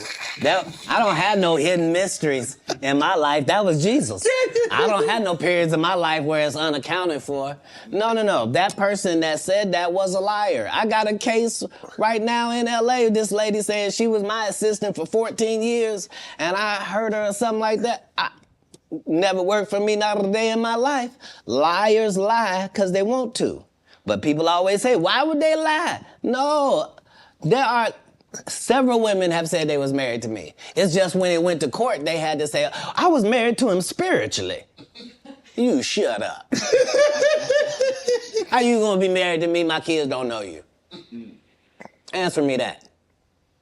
So do you have a problem? Do you have a problem bringing women around your kids? That's true. No, not then or now. I've always lived with several women. Like, I'm known for several? That. Yeah. Like more than one? I've already told you that I prefer the company of women to the company of men. So if I told you that me and a couple dudes on my staff sometimes have to cohabitate, nobody finds a problem with that. Yeah, so it's me and 3 ladies cohabitating because that's how the business gets done. Like, I don't want a chef that scratches his nuts before he cooks. I don't. No disrespect to these guys that go around with these large male-only groupings, but that's not my episode of Entourage. Man, you were approached by 7 gunmen. You were robbed, shot in the thigh. Say it again? You were robbed once, correct? No, I never been robbed. You didn't get robbed. You didn't get approached by gunmen trying to get robbed? They didn't take anything. I wasn't even the target? I wasn't even who they were talking to. And not because I say that. Because if you look at what time period it is, I'm not even making $5,000 a year. So robbing me wasn't the answer. This is before Oklahoma. You talking about a terrible condition. They'd have been disappointed thinking they'd get something off of you, huh? If they'd have robbed you. Look, in 3 cities, it's legendary that Katt Williams would walk down our streets with his baby in a baby stroller, with a diaper bag, with a gun in a diaper bag. The only thing I need is a pass. Don't mess with me and just let me go about my business. I'm living in Inglewood, Compton. I'm living in Manchester and Western. I'm in LA, the gang capital of the world, but never robbed. Because why? I'm not pretending to be something I'm not. You think I'm a Blood. You think I'm a Crip. I'm from Ohio. I'm a comedian. I'm a father. Right. I'm trying to do something out here. And not only do I not judge what you're doing, I'm not trying to be involved. Right. That's the difference. That's where the respect comes from. You're touring right now, the Dark Matter tour. Yeah. Filming next Netflix special. In May. May. Yep, next Netflix special. At YouTube Theater in Inglewood. I'm about to catch that. I thought you might say that. I will catch that one. Right, because it's a homecoming for me. Because I lived on Hazel, so I gotta catch people that know one. I lived in the heart of Inglewood. They saw me walk down Market Street with the babies I'm raising. Like they understood that. No, I was really not pretend. Oh, he want to be from the hood. No, I'm living there on the street. What's your favorite city to tour in? The next one, sir. Yeah, that's the real beauty of travel. Right. That's why most people don't have the empathy and the sympathy that they need to have for other people. It's because they haven't seen other people. Right. Like if you went to Ireland and you saw what them people was like, and you went to Sweden and saw what them people was like, if you really went to Africa and you really saw what the people was like, you went to Haiti, you went to Puerto Rico, if you really traveled across the country, you would see that all people is the same. It's way more people that's good than the fucked up individuals you're seeing. And if you understood that, it would change everything. So I don't have any favorites in the world just because every place is dealing with their own issues, their own troubles. All places look better than they actually are for the people that live there. And it's always a difference between what it seems like and what it actually and what it is like. People will tell you, I went to Paris. I was there at the Eiffel Tower. Bitch, you had bed bugs. And there were rats everywhere. The food was terrible. Yeah. Tell the rest of it. Yeah. Don't tell some. Let me ask you a question. When you go to these cities to tour, do you make it a habit of getting out? That's how I built my reputation. It's also how I ended up in jail 19 times. Because when I come to do a show, I'm really in your city. So whatever the strip club is, I'm there. Whatever the top bar is, I was there drinking. I was over there. You at a casino? I was at it. Like, what was it? Huh? Because I'm in your city. Right. This is how I'm learning your city so that when I do my show, I can be talking about what I know, not what I think, right? And so that was what I did at every city that I went to. The first 15 minutes of my show is what it's like to be here. You see what I'm saying? And so that was always a part of what kept my legend going to the point where I can still be in these arenas without you ever seeing a poster with my picture on it, without you ever seeing a flyer, without you ever seeing a post that goes, hey, it's Katt. Could y'all make sure y'all come out and come see me? Because I'm going to be in. Would you please come on out, guys? And I really... Because we have a different respect. I know I'm coming. They know I'm coming. I know they gonna be there, and they know I'm gonna do the best job I can possibly do, and they know beyond a shadow of a doubt, whatever hour he was doing when we last saw him, he won't be doing that hour when we see him this time. It's a whole new conversation. And because I've never strayed from that, they've never strayed from their part. I'm looking at some of the actors that you've been on screen with. Cube, Tracy Morgan, Regina Hall, Terrence Howard, Nick Cannon, Tiffany. Bro, who brings out the best in Katt Williams? How does someone get the best out of Katt Williams? Do you need a comedian? Do you need a serious actor? How do we get the absolute best out of Katt Williams on screen? Well, I would be disingenuous if I didn't remind us that that's never anybody's goal. It's never anybody's goal to create a great situation for me to do a good job. Why? In a script. The way it works is the script is already there. This is a character in the script. If they give me the job, I make it my job that this character here has to be as big as this whole project. So if you don't even see the movie School Dance, I want you to remember, whose goddamn white baby is this? And the only way that I can guarantee that you will remember my scene if you didn't remember a whole movie is if I make sure that my scenes are that good, because that's what I watched. I watched great actors. You never saw De Niro, you never saw Pesci, you never saw any of these dudes in something and you was like, nah, I don't really believe it. You sure you're the Great Gatsby? Like, no, like you believe that this dude, Daniel, is a hobbit. That's part of the Lord of the Rings. Right. You see what I'm saying? I do. And so it's having a respect for the craft that I'm doing. That means I'm trying to do the best job possible. What was it like working with Spike Lee doing Priceless? Spike Lee is everything that you said I was in my intro. He's just really an innovator and a groundbreaking, one-of-a-kind dynamo. And I knew that they were, like, they tried to sabotage me even then. Like, as soon as I said I wanted to get Spike Lee to direct it, because that was the biggest thing I could do, they immediately gave Spike to Gerard Carmichael and had him do his special too at the Comedy Store, and just to undermine, like, but if there's one thing you can take away from me as a person, whether you like me or you don't, if you take this from me, you will be a better person.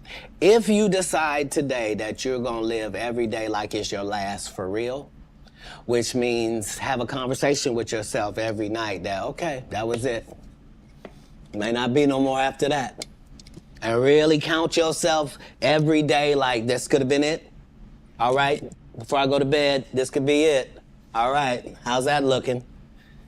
If you can do that, it'll change your life. You'll really start making decisions and living your life like this all you got, just this one day. But you could be a winner. You could be a winner on this day. It's just work ethic. And not the work ethic they talk about. They tell you work ethic where they do all these movies. I'm the hardest working man. Well, no, everybody goes to work every day. Right. Yeah. Don't say, I go to work all the time. Everybody who works goes to work every day. Shut up. Shut up. You get, what? You think I respect you more than my gardener? I don't. He work every day. Rain or shine. I don't know if you saw this, but Taraji P. Henson got extremely emotional the other day. She was giving an interview. Yes. And saying that they're vastly underpaid and say the math is not mathing. They get X amount of dollars by the time Uncle Sam get his cut, by the time the agency get their cut, and what you see they were supposed to get is a fraction of that. Where do you come down on that, Katt? It was the saddest thing ever, because imagine being in your genre, in your sub-niche, whatever it is. Imagine being in your lane. Imagine being one of the very top of your lane. That to the point where if they don't take you for the role, there's not 3 black actresses that they can say are bigger than you that we're gonna give this to. Imagine you being at that point and have to humble yourself and say, They're not paying me, y'all. And they not making my pay go up because I'm doing better or nothing. It don't matter to them that I'm famous and people know me or nothing. They want to pay me exactly what they paying the new girl. And I've been suffering under it for a decade now and just taking it. I just been getting whooped. But I just gotta come say, this is wrong. We should be ashamed.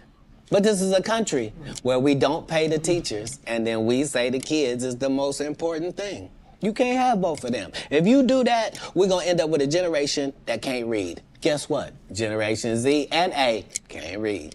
Why? Because who was giving them a book?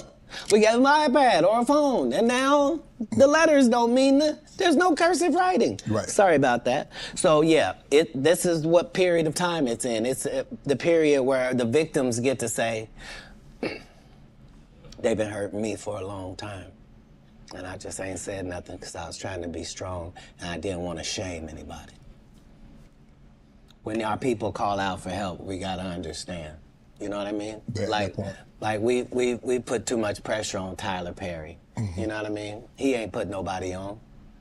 The people that been in his productions, they not famous. All of them can walk through the mall without security. Be what you gonna be, but put your people on. If you a gay person and you in there, put some other gay people on.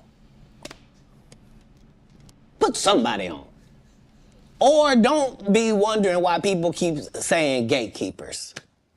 Because clearly, y'all are keeping these gates. Clearly.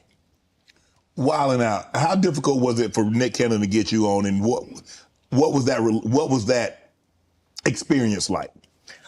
I've known Nick Cannon since he was a teenager. He had to have his... He in the comedy club, if you're underage, you can't be in the regular club. You had to be in the kitchen. Right. So I was the master of the kitchen every comedy place because I got a child, and my child is back here in this place while I go on stage. Right. So I've known Nick Cannon since he was 14. Nick Cannon has never called and asked me to do one single thing, and I turned him down because I've known him since he was a young black child in Hollywood. Wow. So what I did in Wildin' Out was to be his protector and to be his voice with hip hop. So the whole thing was the thing that he was trying to do had never been done before. You can't bring 6 comics in and let 6 comics talk shit about 6 rappers because the 6 rappers will beat the 6 comics' ass. Right. You would have to have a comic that could actually stand in between and go, look, we comics, we gonna say what we gonna say, y'all gonna take it and understand it's a joke. If you wanna fight, we fight before the show. So you can go out there with your black eye. We're not gonna do it comedically. This is what needed to take place in order for it to be successful, which is why it had already aired and didn't work. And then suddenly when it comes back with me, it suddenly works. Because respect has to be in there as well. If you trying to do it with Kevin Hart, you and him gonna get run over. You a teenager, he 5'2". Like, what's gonna happen? Who are some of your favorite young comedians? I haven't seen a young comedian I don't like. If you name any of the young comedians, I'm aware of all of them, and they're all doing a great job. It doesn't matter if it's Country Wayne or Desi Banks. It doesn't matter if it's Carlos or Chico. It doesn't matter if it's DC or Just Hilarious. It really doesn't matter once we go to the young part. The young comedians are dealing with things that we never dealt with. And so that gives them more benefits, but it also gives them more chances of failure. So it's not easier for them. So yeah, I'm a big supporter of young comics. We have Miss Pretty Ricky and Takara Williams. I've taken 25 black women on the road in these tours. It's important to me that the young comic gets the benefits and the advantages of the big comics platform. Matt Rife, Wild 'N Out recently got canceled. You see Jonathan Majors, what he went through. Marvel dropped him as soon as the conviction came out. And you were telling the Hey, you saw that black woman come get his charge cut in half? Thank you, Megan Good. God bless you, coming to save that slave. If he'd had to be there by himself, he was getting all four. Guilty. She came in there, was just so beautiful, they had to knock half of it off. Bless his heart. So Matt Rife, you know him from Wild 'N Out. He gets canceled for trying to tell I never knew him from Wild 'N Out, to be honest. Okay. I came across him as a new comic. Okay. And yeah, I'm really just trying to see the comics, judge where they are, see it. Yeah. Right. Go ahead. So the canceling, what do you think about this cancel culture? You see the situation with Jonathan Majors. I mean, for all intents and purposes, I don't know if maybe he can bounce back in a couple of years, but man, he was hot. He was hot. He was cooking. I mean, you see him in Creed. He's in the Marvel movies, and then just like that. Maybe I'm a conspiracy theory, but I thought Katt Williams said any time they make you into that position, part of that contract is you do understand whenever we want to take you down, we can, right? Part of giving you the world. First of all, they went around the world for 2 years straight telling any women that would listen that this was a good-looking Negro. Mm-hmm. Since when? When did y'all start liking a big nose? And when did y'all like a little head and a big jaw? When? Since when? That look like my daddy. When you start liking my daddy? You like black people's features like that? If this ugly nigga is good looking, then all niggas is good looking. Anytime you see them telling you something you can't believe, just understand it's a play. And it don't matter. You gonna know it's a play as soon as they get in that position and think they gonna tell somebody something. No, you're not. No, you're not. Marvel will cancel you you won't be allowed to read a comic book. What is you talking about? Get out of here. Get out of here, ugly boy. Yeah, they love fooling the people. What's your relationship like with Suge Knight? You still close with Suge? Have you spoken to him? Have you talked to him recently? Yeah, it's doing good. Yeah, he's Man, when you a friend for life with Katt Williams. Yeah, because the people that come to me are trying to better their life. They're not trying to continue doing what they have been doing. Okay. So when somebody comes to me, male or female, it is in the auspices that this is what I did, this is what I used to do, this ain't what I want to do no more, and I want to do something else, and I'd like it to go a different way. Okay. That's what I offer. Yeah. So if you come to me under those auspices, then my loyalty is lifelong. Why would it not be? Tory Lanez and Meg. What was your take on that? Because I know you got to take on everything. I know it's a difficult position because somebody's not going to tell the truth. And the truth has got to be told. In all circumstances, the truth has got to be told. So if you don't want to say she shot her, then you shot her. And that's the end of that. Wow. You said have you ever spent time in jail? 30 times.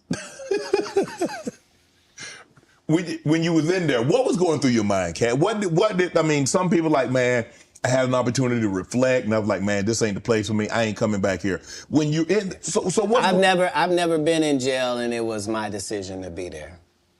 If it's dangerous to be in the hood and you have to have a gun on you for protection, and it's either be judged by 6 or, judged by 12 or carried by 6, I'm always gonna have my heater on me. So if you wanna tell me that you're gonna pull me over 15 times looking for it, I'm gonna tell you 15 times you're gonna find it. Unfortunately, I smoke cigarettes and weed. If you catch me 15 times, 15 times I'm gonna have it on me. What do you think I'm in jail thinking? Oh, I done fuck up. Damn these decisions. I'm not gonna protect my life at all when I get out of here. Fuck it, let them do what they wanna do to me. No, when I'm in there, I'm fine, and I'm understanding that I'm put here for a reason, and the people that get joy off me being in here are really gonna look stupid because I'm finna be free, because you gotta be setting this up. I'm never anywhere to get anything. You don't know I just made $300,000 in your city. That's why you think I might be out here as a ne'er-do-well. You think he's smoking weed. Yeah, he's got a medical license for it. He needs it. It's his only medication. Do you mind if he takes it? It helps him eat. Because he does 19 100-city tours, flying across the line. And so he doesn't get hungry on the regular. He doesn't get sleepy at night. He's got to literally put himself to sleep. He's literally got to make himself eat. So this marijuana helps him do both of those things. Marijuana help you sleep? Oh, yeah. Because remember, as a comedian, what you're doing is against your natural timeline. Your natural timeline wouldn't be that you would start your workday at 8 o'clock p.m. Right. And then your workday is over at 2:30 a.m. Like, that's a weird... Yes. Right? So to tell your body now that we're pumped up on endorphins, now let's go to sleep at 3. It don't work like that. Your body has to try to get a whole new schedule. So, it suffered, but that's what worked for me. I consistently used it. I told people all across the country, don't worry, this will be legal in our country. As soon as they find out how to charge taxes for it, we will be legal in this country. Do they view me as some sort of visionary for my forward thinking? No.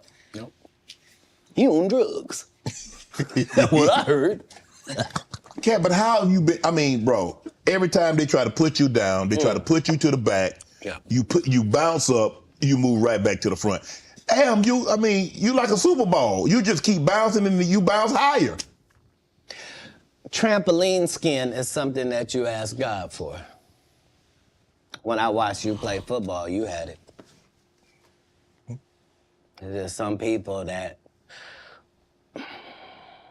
there's really no such thing as hitting Shannon Sharp so hard that he don't want to run the ball the next play. Right, absolutely.